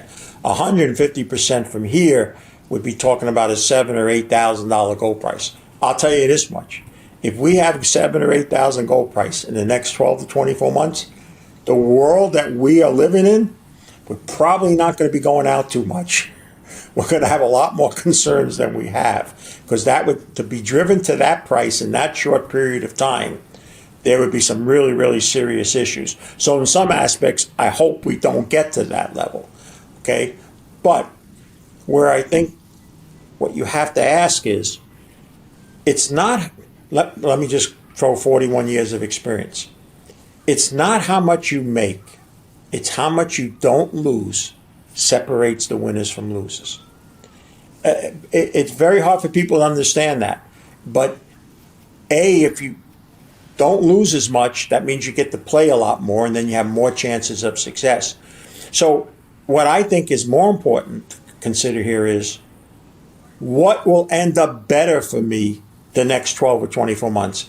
Even if somehow they both go down, with one go down a lot less. Yes, gold and silver will outperform stocks. Give me an example. I hate to run on like this, but let me say this, Tara. So at the end of 2021, I'm part of a planning group. We have over $1 billion under management. We have some serious people with us. A third of my clientele are small business size owners throughout the United States. And I turned to them and I said, man, I think both stocks and bonds can lose money over the next 3 years. And I think it's better to own physical gold. You know how many people listened out of my entire clientele? Besides me, one person. Now, some did a little bit, but one person bit the bullet, got rid of their bonds, got rid of general equities, bought a lot of physical bullion, and now he owns a bunch of junior resource stocks. He never imagined he would own these type of stocks. But the bottom line is, it's inconceivable still for people. How do you lose money in bonds? When we were trained as stockbrokers, I'll never forget the sales manager always saying something like, talking about stocks, but if they're too concerned, buy bonds, because you don't lose money in bonds. Well, do you know that people that went into long bonds in 20 and 21 into 22, they're still down 30%. Yeah. 30%. And as much as they can cut interest rates, if I'm correct, and the long bond rates go even higher, they could be down 40%. Now, yes, if they hold long enough and the government's still around and they can pay, yes. But that's unheard of. So I would tell you that as much as it's impossible for people to conceive, I think there's far less risk. If you took my wife or daughter, the two most precious things in my life, and said, Pete, pick either gold, silver, or stocks, or general stocks or bonds, I'm betting their life's on gold and silver, not stocks and bonds. Peter Grandich's outlook highlights a turning point. Gold and silver are no longer just alternative assets, but essential tools for wealth preservation in a fragile global system. With silver poised for breakout gains and gold offering stability even in crises, both metals present stronger opportunities than traditional markets weighed down by debt and declining confidence. For investors, the real question isn't just how much they might gain, but how much they can avoid losing by positioning wisely now. Do you think institutional investors will accelerate their shift into gold and silver as equity markets slow down? Could silver's supply and demand imbalance make it the most explosive asset of the next bull cycle? If you like the analysis, then share your thoughts in the comments below. We'd love to hear from you. If you found this helpful video, don't forget to give it a thumbs up and subscribe for more content. Thanks for being a part of our journey.